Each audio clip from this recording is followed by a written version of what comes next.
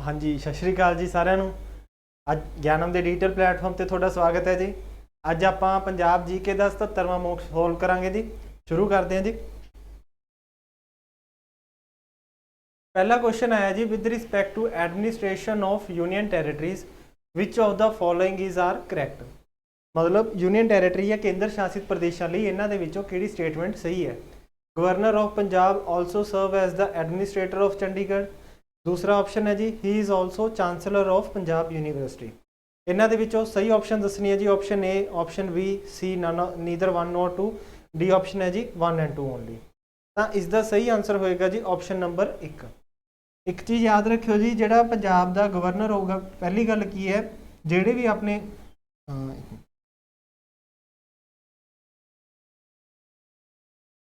ਜਿਹੜੇ ਵੀ ਆਪਣੇ यूनियन टैरेटरीज़ या केंद्र शासित प्रदेश होंगे ने जी, इन्हों का जोड़ा सारा काम है वो प्रेसीडेंट के नाम से चलता है। तो प्रेसीडेंट हूँ है तो है नहीं सारिया, जिमें अज की डेट के 8 यूनियन टैरेटरीज़ ने, इन्होंने सारिया का काम आप देखता होगा। तो जोड़ियाँ छोटिया यूनियन टैरेटरीज़ होंदियां ने उन्हों का जोड़ा प्रशासन चलाने का काम होंदा है वो तो संभालता है एडमिनिस्ट्रेटर। तो जोड़ियाँ वड्डियां यूनियन टैरेटरीज़ होंदियां ने उन्हों का एडमिनिस्ट्रेटर का नाम बदल के आप कहता जी लैफ्टिनेंट गवर्नर। तो जोड़ा पंजाब का गवर्नर होगा वही बंदा की है चंडीगढ़ का एडमिनिस्ट्रेटर भी होएगा। बट जी दूजी स्टेटमेंट है जी, दूजी स्टेटमेंट होगी गलत, क्योंकि पंजाब यूनिवर्सिटी जी चंडीगढ़ हैगी है जी, ਇਹਦਾ ਜਿਹੜਾ ਚਾਂਸਲਰ ਹੋਏਗਾ ਉਹ ਹੋਊਗਾ ਆਪਣਾ ਵਾइस ਪ੍ਰੈਜ਼ੀਡੈਂਟ इन द सेंस भी ਜਿਹੜਾ ਬੰਦਾ ਆਪਣਾ ਉਪ ਰਾਸ਼ਟਰਪਤੀ ਦੀ ਪੋਸਟ ਤੇ ਬੈਠਾ ਹੋਊਗਾ, ਜਿਵੇਂ ਜਗਦੀਪ ਧਾਨਕਰ ਹੋਗੇ ਜੀ, ਇਹ ਕੀ ਨੇਗੇ, ਇਹ ਆਪਣੀ ਪੰਜਾਬ ਯੂਨੀਵਰਸਿਟੀ ਦੇ ਚਾਂਸਲਰ ਹੋਗੇ। ਨੈਕਸਟ ਕੁਐਸਚਨ ਜੀ, district commissioner in Punjab have imposed a ban on airing a program in light of the recent violent protest in the state। मतलब कि पंजाब के जिला कमिश्नर ने पंजाब के एक नाटक के उत्ते बैन लगाता। In context consider the following statement about the cable television networks act. ये रिगार्डिंग जोड़ा है केबल नैटवर्क एक्ट के जी आपने दसना जी कि मतलब स्टेटमेंट सही है कि गलत है।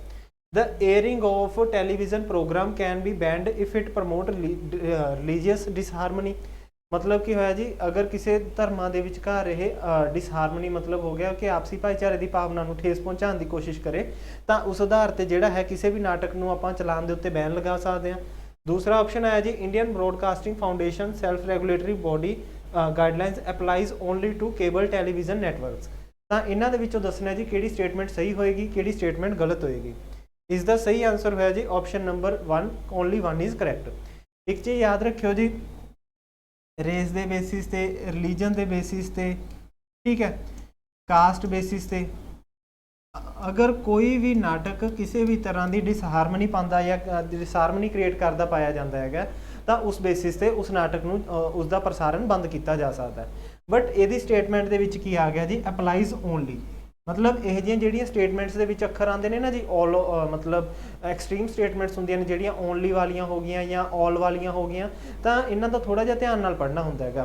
तो जरूरी नहीं है जी केबल टीवी नैटवर्क से होवे, इस तो इलावा जिहड़े D2H services direct to home हो गई, इंटरनेट, इस तो इलावा जिहड़े अपने सैटो बॉक्स वाले हो गए, सारिਆਂ ਦੇ थ्रू जिहड़ा है सारे यही एक्ट के अंदर कवर होंदे नेगे। ठीक है जी। तो ये इदा नहीं है कल केबल ऑपरेटर ही आ रहे हैं या केबल टैलीविजन नैटवर्क आ रहे हैं, D2H वाले सैटअप बॉक्स वाले, ये भी सारे ये अंडर ही कवर हो रहे हैं। नैक्सट क्वेश्चन है जी, the musical instrument played by Guru Nanak faithful attendant Mardana was. Guru Nanak Dev ji के नाल जिहड़ा है उन्होंने उदासियां कीतियां ने जी, तो उन्होंने नाल जिहड़ा है भाई बाला जी और भाई मरदाना जी उन्होंने नाल रहे हैं। तो भाई मरदाना जी का पूछना जी कि यह किहड़ा म्यूजिकल इंस्ट्रूमेंट नूं यूज़ करते सी, रबाब, सितार, वीणा या तानपुरा। इसका सही आंसर होएगा जी रबाब। ठीक है जी। तो भाई मरदाना जी जोड़े ने बाय बर्थ ये मुस्लिम धर्म के पैदा हुए सी या इस्लामिक फैमिली के पैदा हुए सी, ते गुरु जी के नाम रहिंदे हुए ये मतलब गुरु जी के एक फेथफुल डेवोटी या भगत भी बनते हैं। ठीक है जी। तो ये गुरु जी के नाल ही चारों उदासियों के भी जाते हैं। नैक्सट आया जी, in which year the Pinjar was published for the first time, Pinjar novel is written by. इन्हों के पूछा गया जी जी पिंजर नाम की नॉवल हैगी है ये कदों लिखी गई हैगी है, तो इनू लिखण वाले बंदे का नाम की है। ये ऑप्शन ने जी 1947 नानक सिंह, 1950 अमृता प्रीतम, 1952 अजीत कौर, तो 1955 दलीप कौर। इसका सही आंसर होएगा जी 1950 अमृता प्रीतम। अगर बाय चांस साल भी नहीं याद आता ना जी, तो तुसी राइटर के नाम जे याद ने कि थोड़े भी किहड़े राइटर की किहड़ी रचना हैगी है, तो तुहानूं उत्थों भी आइडिया लग सकता है ऑप्शन देख के। जिमें अपने भारत दे विच जिहड़ा हैगा जी 3 लिटरेचर के अवार्ड मिलते हैं, ज्ञानपीठ अवार्ड हो गया, इस तो इलावा साहित्य अकैडमी अवार्ड हो गया, सरस्वती सम्मान अवार्ड हो गया, ठीक है जी। तो अमृता प्रीतम जी दे जिहड़ा हैगा इन्हां नूं ये पहले मतलब पंजाब तो राइटर बने जिन्होंने की है ज्ञानपीठ अवार्ड भी मिले जी, तो इंडिया के विच फस्ट वूमन भी बने जिन्होंने की है साहित्य अकैडमी अवार्ड मिले। इस तो इलावा इन्हों की मंथली मैगजीन का नाम है जी नागमनी, इन्हों दी 3 ऑटोबायोग्राफीज आ जांदियां नेगियां, कागज ते कैनवस, कोरा कागज, आखां वारी शाह नूं, ठीक है जी। इन्हों दी मेजर जिहड़ियां बुक्स आ जांदियां नेगियां इन्हों दे ही नाम ने, पिंजर आ गई, ठीक है जी। नैक्सट क्वेश्चन वाल चलते हैं जी। Who was the Sikh chief who led the Sikhs during the attacks on Punjab by Ahmad Shah Abdali. Ahmad Shah Abdali जो भारत के उत्ते या पंजाब के उत्ते हमले करता है तो उस समय सिख फौजां की अगवाई किन्ने बंदे ने की सी? नवाब कपूर सिंह, खुशहाल सिंह, जस्सा सिंह आलूवालिया या जस्सा सिंह रामगढ़िया। इसका सही आंसर होएगा जी जस्सा सिंह आलूवालिया। बाद दे विच जिहड़ा है जी मतलब जस्सा सिंह आलूवालिया, जस्सा सिंह रामगढ़िया, ये जिहड़ा है मतलब अपना जी दल खालसा बनाएंगे, दल खालसा दे ही फिर जिहड़ा है नवाब कपूर सिंह जिहड़े ने पहले जत्थेदार आएंगे, तो उस तो बाद जिहड़ा है करुणा दल, तरुणा दल ते सिख मिसलां बननियां शुरू होणगियां अपने पंजाब दे विच, वो सारा पीरियड है। नैक्सट क्वेश्चन जी, which nationalised bank was merged with Punjab national bank in 1993। जदों पंजाब नैशनल बैंक के नाल किहड़ा बैंक है जी जिहड़ा जिसनूं मर्ज किया गया है? Punjab and Sind bank, capital local area bank, Majha united bank and new bank of India. इसका सही आंसर होया जी new bank of India. Next question आया जी, which among the following battles were fought during the annexation of Punjab. आज़ादी तो पंजाब दे विच अंग्रेज़ों का कब्जा होने तो पहला किहड़ियां बैटल्स लड़ियां गई ने? तो इसके ऑप्शन ने जी battle of Ramnagar, Chillianwala, battle of Gujarat. इसके सही आंसर दसना जी ऑप्शन 1 एंड 3, 2 एंड 3, 1, 2 एंड 3। इसका सही आंसर होया जी ऑप्शन नंबर डी 1, 2 एंड 3। एक चीज़ याद रखियो जी, जो सैकेंड एंगलो सिख वॉर हुई है, दूसरा अंग्रेज़ों ते सिखां का युद्ध होया 1848 ते 49 दे विच, तो उसदे विच जिहड़ा है टोटल 5 बैटल्स लड़ियां गई ने। तो इन्हां विचों जिहड़ी लास्ट बैटल लड़ी गई है वो बैटल ऑफ गुजरात है जी, इनू बैटल ऑफ गन्स भी कह देंगे नेगे, ठीक है जी। तो ये तो बाद ही जिहड़ा हैगा लॉर्ड डलहौजी भारत दे पंजाब के उत्ते कब्जा करूगा और जॉन लॉरेंस नूं पंजाब का जिहड़ा है चीफ कमिश्नर बनाया जाएगा, ठीक है जी। अगर थोड़े याद है जी एंगलो सिख युद्ध, पहले एंगलो सिख युद्ध की संधि किहड़ी हुई सी, तो कमेंट करके जरूर दस्सिओ जी कि फस्ट एंगलो सिख वॉर की ट्रीटी किहड़ी हुई हैगी है। Borlaug institute of South Asia was has been setup at, and second option है जी BISA Borlaug institute of South Asia built on the legacy of the late dash laureate Norman Borlaug known as the father of green revolution. तो ये पहला पूछा गया जी जो बीसा institute है कितने बनाया गया, तो यह जोड़ा है नॉर्मन बारलोग की याद से बनाया गया है, तो इन्हों किहड़ा अवार्ड दिता गया सीगा?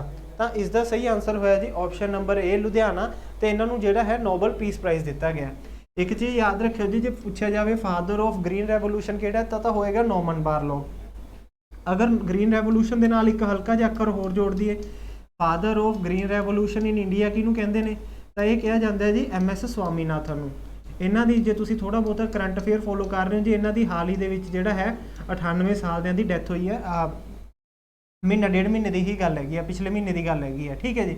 तो इस तो इलावा जो कहा जाए ग्रीन रेवोल्यूशन, ये अखर कहे किने सी, ये अखर कहे ने जी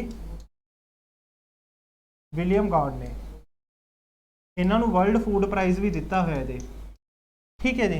तो ग्रीन रेवोल्यूशन ने जिहड़ा ये आया सी अपना वीट एंड राइस के फील्ड के विच, ते नॉर्मन बारलॉग नूं जिहड़ा है नोबल पीस प्राइज़ भी दिता होया जी। नैक्सट क्वेश्चन आया जी, Dara Shikoh the eldest son of Shahjahan sought blessings from which of the following Sikh gurus. Dara Shikoh जिहड़ा शाहजहां दा वड्डा मुंडा सी, यह किहड़े गुरु साहिबान जी तो जिहड़ा है उन्हां दी ब्लैसिंग्स या उन्हां दे आशीर्वाद लैण लई आया सी, ठीक है जी। तो इसका ऑप्शन है जी गुरु हरकृष्ण जी, गुरु हर राय जी, गुरु अर्जन देव जी या नन ऑफ द अबव। इसका सही आंसर होएगा जी गुरु हर राय जी। गुरु हर राय जी जिहड़े ने जी ये अपने आगे 7th गुरु आ गए जी, तो इन्हों जिहड़ा है ग्रीन गुरु भी कह देंगे नेगे, ग्रीन गुरु जी, क्योंकि इन्हों जिहड़ा है जी जड़ी बूटियां का या हरबल्स का काफ़ी ज़्यादा मतलब ज्ञान सी, तो इन्होंने जिहड़ा है दारा शिको के इलाज लई कहा जाता जी कि इनू जिहड़ा है जड़ी बूटियां भी भेजिया सी। इन्होंने जिहड़ा है जी कीरतपुर साहिब विच ਆਯੁਰਵੈਦਿਕ ਹਰਬਲ ਮੈਡੀਸਨ ਕਾਲਜ ਵੀ ਓਪਨ ਕੀਤਾ ਸੀਗਾ। ਤੇ ਇਹਨਾਂ ਨੇ ਹੀ ਜਿਹੜਾ ਹੈ ਮਤਲਬ ਕੀਰਤਪੁਰ ਸਾਹਿਬ ਵਿੱਚ ਇਹਨਾਂ ਦੀ ਜਿਹੜਾ ਹੈ ਜੀ ਗੁਰਦੁਆਰਾ ਪਤਾਲਪੁਰੀ ਬਣਿਆ ਹੈ। 6ਵੇਂ ਤੇ 7ਵੇਂ ਗੁਰੂ ਜੀ ਦਾ ਜਿਹੜਾ ਅੰਤਿਮ ਸੰਸਕਾਰ ਹੋਇਆ ਹੈਗਾ ਉਹ ਵੀ ਉੱਥੇ ਹੀ ਹੋਇਆ ਹੈਗਾ। ਗੁਰਦੁਆਰਾ ਪਤਾਲਪੁਰੀ ਜਿਹੜਾ ਹੈ ਜੀ ਇਹ ਆਪਣਾ ਸਤਲੁਜ ਰਿਵਰ ਦੇ ਕਿਨਾਰੇ ਤੇ ਹੀ ਵਸਿਆ ਹੋਇਆ। ਨੈਕਸਟ ਹੈ ਜੀ the Qila Lohgarh Sahib Amritsar was built by dash and battle of Qila Lohgarh Sahib fought between. Lohgarh ਦਾ ਕਿਲਾ ਕਿਹਨਾਂ ਨੇ ਬਣਵਾਇਆ ਜੀ, ਤੇ ਲੋਹਗੜ੍ਹ ਦੀ ਜਿਹੜੀ ਲੜਾਈ ਹੈ ਉਹ ਕਿਹਨਾਂ ਦੇ ਵਿੱਚ ਹੋਈ ਹੈ। ਆਪਸ਼ਨ ਨੰਬਰ ਏ ਹੈ ਜੀ ਗੁਰੂ ਹਰਗੋਬਿੰਦ ਜੀ, ਤੇ ਇਹਦਾ ਹੀ ਦੂਸਰਾ ਮਤਲਬ ਸਬ ਪੁਆਇੰਟ ਹੈਗਾ Guru Hargobind ji and Mughal forces. Second option ਹੈ ਜੀ ਗੁਰੂ ਹਰਗੋਬਿੰਦ ਜੀ ਔਰ ਇਸ ਦਾ ਆਪਸ਼ਨ ਹੈ ਜੀ ਗੁਰੂ ਹਰਰਾਏ ਜੀ ਮੁਗਲ ਫੋਰਸਿਸ। ਤੀਸਰਾ ਹੈ ਜੀ ਗੁਰੂ ਹਰਰਾਏ ਜੀ ਤੇ ਗੁਰੂ ਹਰਗੋਬਿੰਦ ਜੀ ਐਂਡ ਮੁਗਲ ਫੋਰਸਿਸ। ਤੇ ਆਪਸ਼ਨ ਨੰਬਰ ਡੀ ਹੈ ਜੀ ਨਨ ਆਫ ਦੀ ਅਬਵ। ਇਸ ਦਾ ਸਹੀ ਆਨਸਰ ਹੋਏਗਾ ਜੀ ਗੁਰੂ ਹਰਗੋਬਿੰਦ ਜੀ ਅਤੇ ਗੁਰੂ ਹਰਗੋਬਿੰਦ ਜੀ ਦੇ ਮੁਗਲ ਫੋਰਸਿਸ ਦੇ ਵਿੱਚ ਹੀ ਇਹ ਲੜਾਈ ਹੋਈ ਸੀ। ਗੁਰੂ ਹਰਗੋਬਿੰਦ ਜੀ ਜਿਹੜੇ ਨੇ ਜੀ ਇਹ ਆਪਣੇ ਸਿੱਖਾਂ ਦੇ 6ਵੇਂ ਗੁਰੂ ਆ ਗਏ ਜੀ, 6th ਗੁਰੂ ਆ ਗਏ। ਤੇ ਇਹਨਾਂ ਨੇ ਜਿਹੜਾ ਹੈ ਆਪਣੇ ਟਾਈਮ ਦੇ ਵਿੱਚ ਪਹਿਲਾਂ ਤਾਂ ਰਾਜਸੀ ਵੇਸ਼ਭੂਸ਼ਾ ਪਹਿਨਣੀ ਸ਼ੁਰੂ ਕੀਤੀ ਹੈ ਜੀ, ਰਾਜਿਆਂ ਵਰਗਾ ਬਾਣਾ ਪਹਿਨਣਾ ਸ਼ੁਰੂ ਕੀਤਾ ਹੈਗਾ।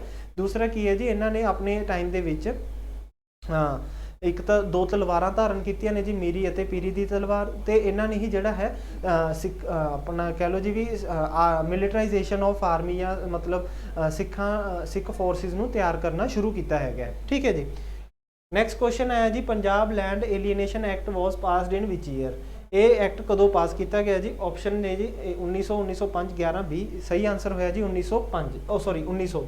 ਤੇ ਇਹ ਜਿਹੜਾ ਹੈ ਜੀ ਮਤਲਬ ਜਿਹੜੇ ਆਪਣੇ ਅੰਗਰੇਜ਼ਾਂ ਦੇ ਸਮੇਂ ਦਾ ਇਹ ਐਕਟ ਹੈਗਾ ਜੀ, ਤੇ ਇਹ 15 ਸਾਲ ਦੇ ਪ੍ਰੋਵੀਜ਼ਨ ਪੀਰੀਅਡ ਤੇ ਚਲਾਇਆ ਗਿਆ ਸੀ ਕਿ ਜਿਹੜੇ ਵੀ ਮਤਲਬ ਆਪਣੇ ਮਨੀ ਲੈਂਡਰਸ ਵਗੈਰਾ ਨੇ ਉਹਨਾਂ ਦਾ ਬੋਲਬਾਲਾ ਘਟਾਇਆ ਜਾ ਸਕੇ। ਠੀਕ ਹੈ ਜੀ। ਨੈਕਸਟ ਕੁਐਸਚਨ ਆਇਆ ਜੀ ਲਫ਼ਜ਼ਾਂ ਦੀ ਦਰਗਾਹ ਇਸ composition of which of the following writers. ਤੇ ਲਫ਼ਜ਼ਾਂ ਦੀ ਦਰਗਾਹ ਇਹਨਾਂ ਦੇ ਵਿੱਚੋਂ ਕਿਹੜੇ ਰਾਈਟਰ ਦੀ ਰਚਨਾ ਹੈ ਜੀ? ਸੁਰਜੀਤ ਪਾਤਰ, ਮੋਹਨ ਸਿੰਘ, ਭਾਈ ਵੀਰ ਸਿੰਘ, ਹਰਭਜਨ ਸਿੰਘ। ਇਸ ਦਾ ਸਹੀ ਆਨਸਰ ਹੋਇਆ ਜੀ ਸੁਰਜੀਤ ਪਾਤਰ। ਸੁਰਜੀਤ ਪਾਤਰ। ਇੱਕ ਚੀਜ਼ ਯਾਦ ਰੱਖਿਓ ਜੀ ਗਿਆਨਪੀਠ ਅਵਾਰਡ ਦਾ ਜਿਹੜਾ ਹੈ ਇਹ ਆਪਣੇ ਪੰਜਾਬ ਦੇ 2 ਰਾਈਟਰਸ ਨੂੰ ਹੀ ਮਿਲਿਆ ਹੈਗਾ। ਇੱਕ ਤਾਂ ਜੀ ਅੰਮ੍ਰਿਤਾ ਪ੍ਰੀਤਮ ਨੇ, ਦੂਸਰੇ ਨੇ ਜੀ ਗੁਰਦਿਆਲ ਸਿੰਘ। ਤੇ ਸਰਸਵਤੀ ਸਨਮਾਨ ਅਵਾਰਡ ਹੈ ਜੀ ਜਿਹੜਾ ਇਹ ਪੰਜਾਬ ਦੇ 3 ਰਾਈਟਰਸ ਨੂੰ ਮਿਲਿਆ ਗਿਆ, ਤੇ ਉਹਨਾਂ ਦੇ ਵਿੱਚੋਂ ਇੱਕ ਰਾਈਟਰ ਦਾ ਨਾਮ ਹੈ ਜੀ ਸੁਰਜੀਤ ਪਾਤਰ। ਠੀਕ ਹੈ ਜੀ। ਨੈਕਸਟ ਹੈ ਜੀ the art of mud wall painting prevalent in villages of Punjab is called. ਜਿਹੜੇ ਪੰਜਾਬ ਦੇ ਪਿੰਡਾਂ ਦੇ ਵਿੱਚ ਕੰਧਾਂ ਨੂੰ ਲਿਪਣ ਵਾਲੀ ਜਿਹੜੀ ਪ੍ਰਥਾ ਹੈਗੀ ਹੈ ਜਾਂ ਉਹ ਰਿਵਾਜ ਚੱਲਦਾ ਹੈ ਜੀ, ਇਹਨੂੰ ਕੀ ਕਹਿੰਦੇ ਨੇ? ਚੌਕਪੂਰਨਾ, ਫੁਲਕਾਰੀ, ਲਾਈਪਾਨਾ, ਸਾਂਝੀਆਂ। ਇਸ ਦਾ ਸਹੀ ਆਨਸਰ ਹੋਏਗਾ ਜੀ ਚੌਕਪੂਰਨਾ। ਜਿਵੇਂ ਹੁਣ ਆਪਣਾ ਜੀ ਕਰੂਏ ਦੇ ਦਿਨ ਆਉਣਗੇ, ਦੁਸ਼ਹਿਰਾ ਲੰਘ ਕੇ ਗਿਆ ਹੈਗਾ, ਕਰੂਆ ਚੌਥ ਆਊਗਾ। ਠੀਕ ਹੈ ਜੀ। ਫਿਰ ਅੱਗੇ ਝੱਕਰੀ ਦਾ ਆਊਗਾ, ਤਾਂ ਉਦੋਂ ਜਿਹੜਾ ਹੈਗਾ ਦੀਵਾਰ ਦੇ ਕੰਧ ਦੇ ਉੱਤੇ ਲਿਪਾਈ ਕਰਕੇ ਜਿਹੜਾ ਹੈਗਾ ਉਹ ਮਤਲਬ ਮੱਥਾ ਟੇਕਦੇ ਹੁੰਦੇ ਨੇਗੇ, ਉਹਨੂੰ ਕਹਿੰਦੇ ਨੇ ਜੀ ਚੌਕਪੂਰਨਾ। ਨੈਕਸਟ ਹੈ ਜੀ ਭਾਖੜਾ ਨੰਗਲ ਡੈਮ ਇਸ joint venture of which of the following states. Bhakra Nangal dam ਹੈ ਜਿਹੜਾ ਇਹਨਾਂ ਦੇ ਵਿੱਚੋਂ ਕਿਹੜੀ ਸਟੇਟ ਦਾ ਜਿਹੜਾ ਹੈ ਜੁਆਇੰਟ ਵੈਂਚਰ ਹੋਏਗਾ? ਪੰਜਾਬ, ਹਰਿਆਣਾ, ਰਾਜਸਥਾਨ। ਤੇ ਇਸ ਦੇ ਸਹੀ ਆਪਸ਼ਨ ਹੋਣਗੇ ਜੀ option number A 1 and 2, 1 and 3, 2 and 3, 1, 2 and 3। ਇਸ ਦਾ ਸਹੀ ਆਨਸਰ ਹੋਇਆ ਜੀ ਆਪਸ਼ਨ ਨੰਬਰ ਡੀ 1, 2 and 3। ਇਹ ਭਾਖੜਾ ਨੰਗਲ ਡੈਮ ਹੈ ਜੀ ਜਿਹੜਾ ਇਹ ਤੁਸੀਂ ਪੜ੍ਹਿਆ ਹੋਏਗਾ ਕਿ ਆਪਣਾ ਜਿਹੜਾ ਫਸਟ 5 ਈਅਰ ਪਲਾਨ ਚੱਲਦਾ ਹੈਗਾ, ਫਸਟ 5 ਈਅਰ ਪਲਾਨ 1951 ਤੋਂ 56 ਦੇ ਵਿੱਚ ਜਦੋਂ ਚੱਲਣ ਲੱਗਿਆ ਜੀ, ਉਹਦੇ ਵਿੱਚ ਭਾਖੜਾ ਨੰਗਲ ਡੈਮ ਬਣਾਉਣਾ ਸ਼ੁਰੂ ਕੀਤਾ। 226 ਮੀਟਰ ਇਹਦੀ ਜਿਹੜੀ ਹੈਗੀ ਆ ਹਾਈਟ ਹੈਗੀ ਹੈ। ਇਸ ਤੋਂ ਇਲਾਵਾ ਕੀ ਹੈ ਜੀ ਸਤਲੁਜ ਰਿਵਰ ਤੇ ਇਹ ਬਣਿਆ ਹੋਇਆ ਹੈਗਾ। ਤੇ ਸਤਲੁਜ ਰਿਵਰ ਵੀ ਤੁਹਾਨੂੰ ਪਤਾ ਹੈ ਜੀ ਇਹ ਆਪਣੇ ਚੀਨ ਦੇ ਵਿੱਚ ਸ਼ੁਰੂ ਹੁੰਦਾ ਹੈਗਾ। ਚੀਨ ਦੇ ਵਿੱਚ ਸਤਲੁਜ ਰਿਵਰ ਦਾ ਨਾਮ ਹੁੰਦਾ ਜੀ ਲਾਂਗਚੇਨ ਖੰਬਨ। ਤੇ ਭਾਰਤ ਦੇ ਵਿੱਚ ਇਹ ਹਿਮਾਚਲ ਪ੍ਰਦੇਸ਼ ਦੇ ਸ਼ਿਪਕਿਲਾ ਪਾਸ ਰਾਹੀਂ ਐਂਟਰ ਹੁੰਦਾ ਜੀ।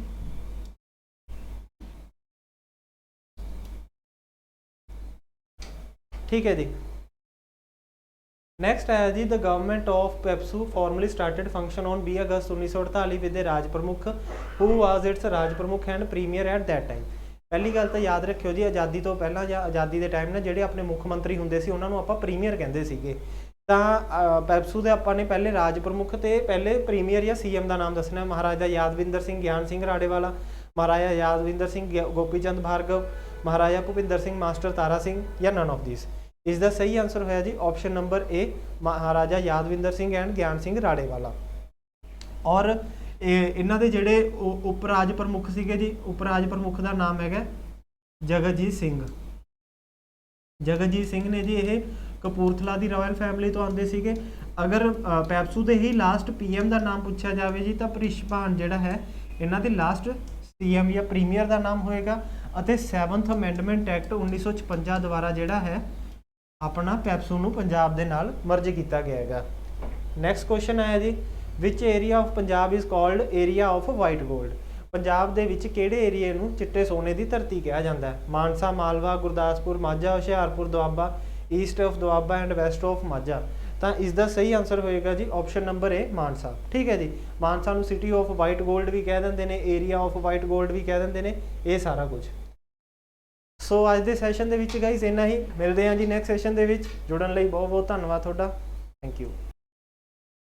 ਹਾਂਜੀ, ਸਤਿ ਸ਼੍ਰੀ ਅਕਾਲ ਜੀ ਸਾਰਿਆਂ ਨੂੰ। ਗਿਆਨਮ ਦੇ ਪਲੇਟਫਾਰਮ ਤੇ ਤੁਹਾਡਾ ਸਵਾਗਤ ਹੈ ਜੀ। ਅੱਜ ਆਪਾਂ ਜੀਕੇ ਦਾ 77ਵਾਂ ਮੌਕ ਸੋਲਵ ਕਰਨ ਲੱਗੇ ਹਾਂ ਜੀ। ਚਲੋ ਸ਼ੁਰੂ ਕਰਦੇ ਹਾਂ ਜੀ। ਪਹਿਲਾ ਕੁਐਸਚਨ ਆਇਆ ਜੀ, dash control the supply of money and bank credit in India. Bharat ਦੇ ਵਿੱਚ ਮਨੀ ਸਪਲਾਈ ਨੂੰ ਕੰਟਰੋਲ ਕਰਨ ਦਾ ਕੰਮ ਕੌਣ ਕਰਦਾ ਹੈ ਤੇ ਬੈਂਕ ਕ੍ਰੈਡਿਟ ਨੂੰ ਕੌਣ ਕੰਟਰੋਲ ਕਰਦਾ ਹੈ? ਪਹਿਲਾ ਆਪਸ਼ਨ ਆਇਆ ਜੀ ਆਰਬੀਆਈ, ਦੂਜਾ ਆਪਸ਼ਨ ਇੰਡੀਅਨ ਬੈਂਕ ਐਸੋਸੀਏਸ਼ਨ, ਤੀਸਰਾ ਆਇਆ ਜੀ ਸੇਬੀ, ਚੌਥਾ ਆਇਆ ਨਨ ਆਫ ਥੀਸ। ਇਸ ਦਾ ਸਹੀ ਆਨਸਰ ਹੋਏਗਾ ਜੀ RBI, reserve bank of India. RBI ਜਿਹੜਾ ਹੈ ਜੀ ਆਪਣਾ, ਇੱਕ ਮਿੰਟ ਜੀ,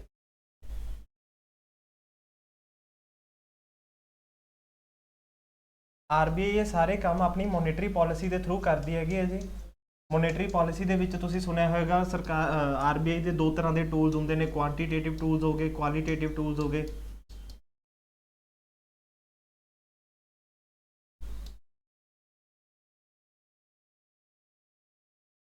ਇਹਦੇ ਅੰਡਰ ਕੀ ਹੁੰਦਾ ਜੀ, ਬੇਸਿਕਲੀ ਤੁਸੀਂ ਅਲੱਗ-ਅਲੱਗ ਨਾਮ ਸੁਣੇ ਹੋਣੇ, SLR ਹੋ ਗਿਆ, CRR ਹੋ ਗਿਆ, ਠੀਕ ਹੈ ਜੀ। ਇਸ ਤੋਂ ਇਲਾਵਾ ਰੈਪੋ ਰੇਟ ਹੋ ਗਿਆ, ਰਿਵਰਸ ਰੈਪੋ ਰੇਟ ਹੋ ਗਿਆ ਆਪਣਾ, ਇਸ ਤੋਂ ਇਲਾਵਾ ਬੈਂਕ ਰੇਟ ਹੋ ਗਿਆ, MSF ਰੇਟ ਹੋ ਗਿਆ, ਠੀਕ ਹੈ ਜੀ। ਤਾਂ ਇਹ ਕੁਝ ਟੂਲਸ ਨੇਗੇ ਜਿਨ੍ਹਾਂ ਦੇ ਥਰੂ ਕੀ ਕਰਦੀ ਹੈ ਆਰਬੀਆਈ ਮਨੀ ਸਪਲਾਈ ਨੂੰ ਕੰਟਰੋਲ ਕਰਨ ਦਾ ਕੰਮ ਕਰਦੀ ਹੈਗੀ ਹੈ। ਜਦੋਂ ਮਹਿੰਗਾਈ ਜ਼ਿਆਦਾ ਹੋਊਗੀ ਤਾਂ ਆਰਬੀਆਈ ਕਿਤੇ ਨਾ ਕਿਤੇ ਮਨੀ ਸਪਲਾਈ ਨੂੰ ਘੱਟ ਕਰਨ ਦੀ ਕੋਸ਼ਿਸ਼ ਕਰੂਗਾ, ਤੇ ਜਿਸ ਟਾਈਮ ਤੇ ਜਿਹੜਾ ਹੈ ਮੰਦੀ ਦਾ ਟਾਈਮ ਚੱਲ ਰਿਹਾ ਹੋਊਗਾ, ਰਿਸੈਸ਼ਨ ਦਾ ਟਾਈਮ ਦੇ ਵਿੱਚ, ਉਦੋਂ ਆਰਬੀਆਈ ਜਿਹੜਾ ਹੈ ਥੋੜਾ ਬਹੁਤ ਮਨੀ ਸਪਲਾਈ ਨੂੰ ਇਨਕਰੀਜ਼ ਕਰਨ ਦਾ ਕੰਮ ਕਰੂਗਾ। ਤਾਂ ਉਹ ਸਾਰੇ ਜਿਹੜੇ ਟੂਲਸ ਨੇ ਉਹ ਇਹਨਾਂ ਦੇ ਥਰੂ ਹੀ ਕਰੂਗਾ। ਰੈਪੋ ਰੇਟ ਦੇ ਵਿੱਚ ਜਿਹੜੇ ਬੈਂਕ ਆਰਬੀਆਈ ਤੋਂ ਲੋਨ ਲੈਂਦੇ ਨੇ, ਰਿਵਰਸ ਰੈਪੋ ਰੇਟ ਦੇ ਵਿੱਚ ਜਿਹਦਾ ਇੰਟਰਸਟ ਰੇਟ ਆਰਬੀਆਈ ਬੈਂਕਾਂ ਨੂੰ ਪੇ ਕਰਦਾ ਹੈਗਾ।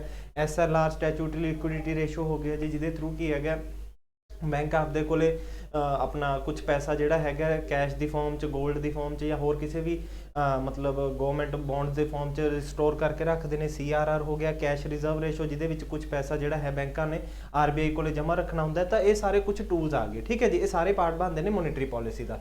ਔਰ ਸਰਕਾਰ ਜਿਹੜੇ ਇਹਦੇ ਅੰਡਰ ਕਰਦੀ ਹੈ ਜੀ ਉਹਨੂੰ ਕਹਿੰਦੇ ਨੇ ਫਿਸਕਲ ਪਾਲਿਸੀ। ਸਰਕਾਰ ਦੀ ਜਿਹੜੀ ਪਾਲਿਸੀ ਹੁੰਦੀ ਹੈ ਉਹਨੂੰ ਫਿਸਕਲ ਪਾਲਿਸੀ ਕਹਿੰਦੇ ਨੇ, ਮੋਨੇਟਰੀ ਪਾਲਿਸੀ ਕਹਿੰਦੇ ਨੇ ਜੀ ਆਰਬੀਆਈ ਵਾਲੀ ਨੂੰ।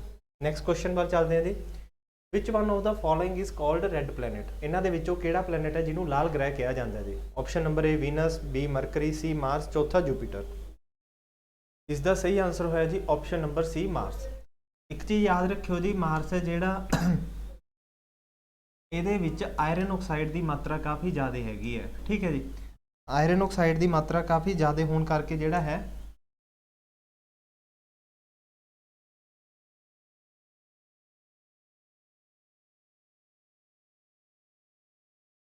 ਆਇਰਨ ਆਕਸਾਈਡ ਦੀ ਮਾਤਰਾ ਜ਼ਿਆਦਾ ਹੋਣ ਕਰਕੇ ਜਿਹੜਾ ਹੈ ਜੀ ਇੱਥੇ ਆਪਾਂ ਨੂੰ ਮਿੱਟੀ ਦਾ ਰੰਗ ਲਾਲ ਦੇਖਣ ਨੂੰ ਮਿਲਦਾ ਹੈਗਾ।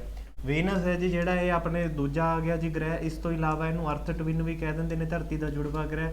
ਆਪਣਾ ਮਾਰਨਿੰਗ ਸਟਾਰ, ਈਵਨਿੰਗ ਸਟਾਰ ਵੀ ਕਹਿ ਦਿੰਦੇ ਨੇ ਜੀ। ਮਰਕਰੀ ਜਿਹੜਾ ਹੈਗਾ ਇਹ ਸਭ ਤੋਂ ਸਮੋਲੈਸਟ ਪਲੈਨਟ ਆ ਗਿਆ, ਸਭ ਤੋਂ ਨੇੜੇ ਵੀ ਇਹੀ ਹੁੰਦਾ ਹੈਗਾ। ਤੇ ਸਭ ਤੋਂ ਲਾਰਜੈਸਟ ਪਲੈਨਟ ਆ ਗਿਆ ਜੀ ਜੂਪੀਟਰ ਆ ਗਿਆ, ਠੀਕ ਹੈ ਜੀ। ਸਭ ਤੋਂ ਬੜਾ ਵੀ ਇਹੀ ਹੈਗਾ, ਲॉर्ड ऑफ ਹੈਵਨ ਵੀ ਜੂਪੀਟਰ ਨੂੰ ਹੀ ਕਹਿ ਦਿੰਦੇ ਨੇ। ਇਹ ਸਾਰੇ ਫੈਕਟ ਆ ਗਏ। ਨੈਕਸਟ ਕੁਐਸਚਨ ਵੱਲ ਚੱਲਦੇ ਹਾਂ ਜੀ। The deepest point of on the earth Mariana Trench is found in which of the following ocean. ਜਿਹੜਾ ਧਰਤੀ ਦੇ ਉੱਤੇ ਸਭ ਤੋਂ ਮਤਲਬ ਡੂੰਗੀ ਟ੍ਰੈਂਚ ਹੋ ਗਿਆ ਜੀ, ਜਿਹੜੀ ਸਮੁੰਦਰ ਦੇ ਅੰਦਰ ਖਾਈ ਹੋਗੀ, ਠੀਕ ਹੈ। ਮੈਰੀਆਨਾ ਟ੍ਰੈਂਚ ਹੈ ਜਿਹੜੀ ਕਿਹੜੇ ਮਹਾਸਾਗਰ ਦੇ ਵਿੱਚ ਦੇਖਣ ਨੂੰ ਮਿਲਦੀ ਹੈਗੀ ਹੈ?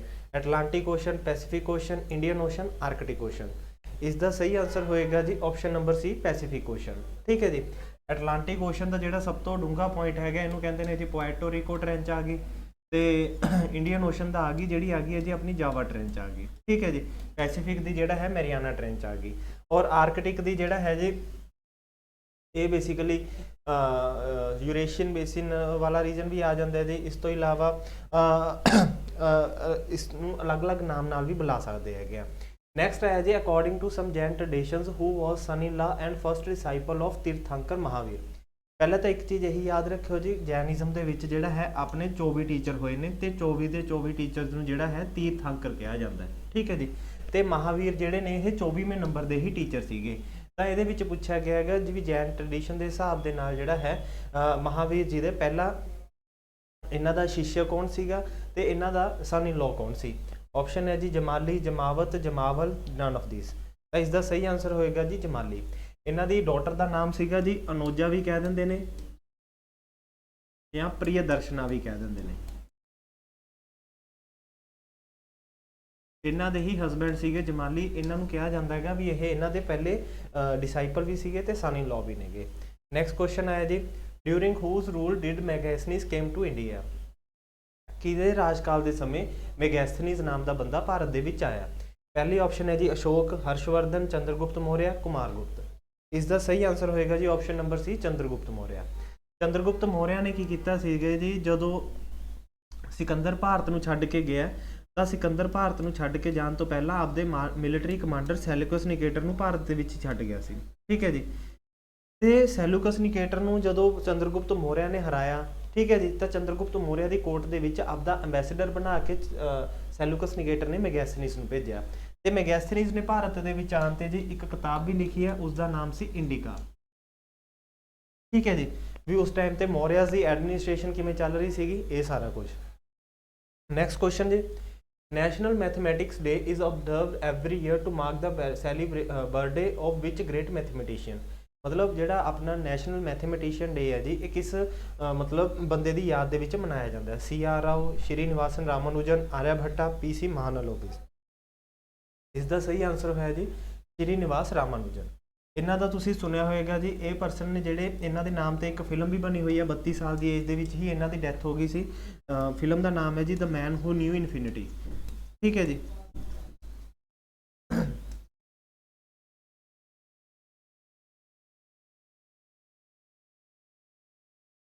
ਸ਼੍ਰੀਨਿਵਾਸ ਰਾਮਾਨੁਜਨ ਨੇ ਜੀ ਮੈਥ ਦੇ ਫੀਲਡ ਦੇ ਵਿੱਚ ਕਾਫੀ ਜ਼ਿਆਦਾ ਅੱਛਾ ਕੰਮ ਕੀਤਾ ਹੈਗਾ। ਇਹ ਕਾਫੀ ਇਕੁਏਸ਼ਨਸ ਨੂੰ ਸੋਲਵ ਕਰਨ ਦਾ ਕੰਮ ਕੀਤਾ। ਇਹਨਾਂ ਨੂੰ ਫੋਰਨ ਦੇ ਵਿੱਚ ਲੰਡਨ ਦੇ ਵਿੱਚ ਵੀ ਬੁਲਾਇਆ ਗਿਆ ਸੀ ਤੇ ਬਾਅਦ ਦੇ ਵਿੱਚ ਜਦੋਂ ਇਹ ਇੰਡੀਆ ਦੇ ਵਿੱਚ ਆਏ ਤੇ ਇਹਨਾਂ ਦੀ ਡੈਥ ਵੀ ਹੋ ਗਈ ਸੀ, ਠੀਕ ਹੈ ਜੀ।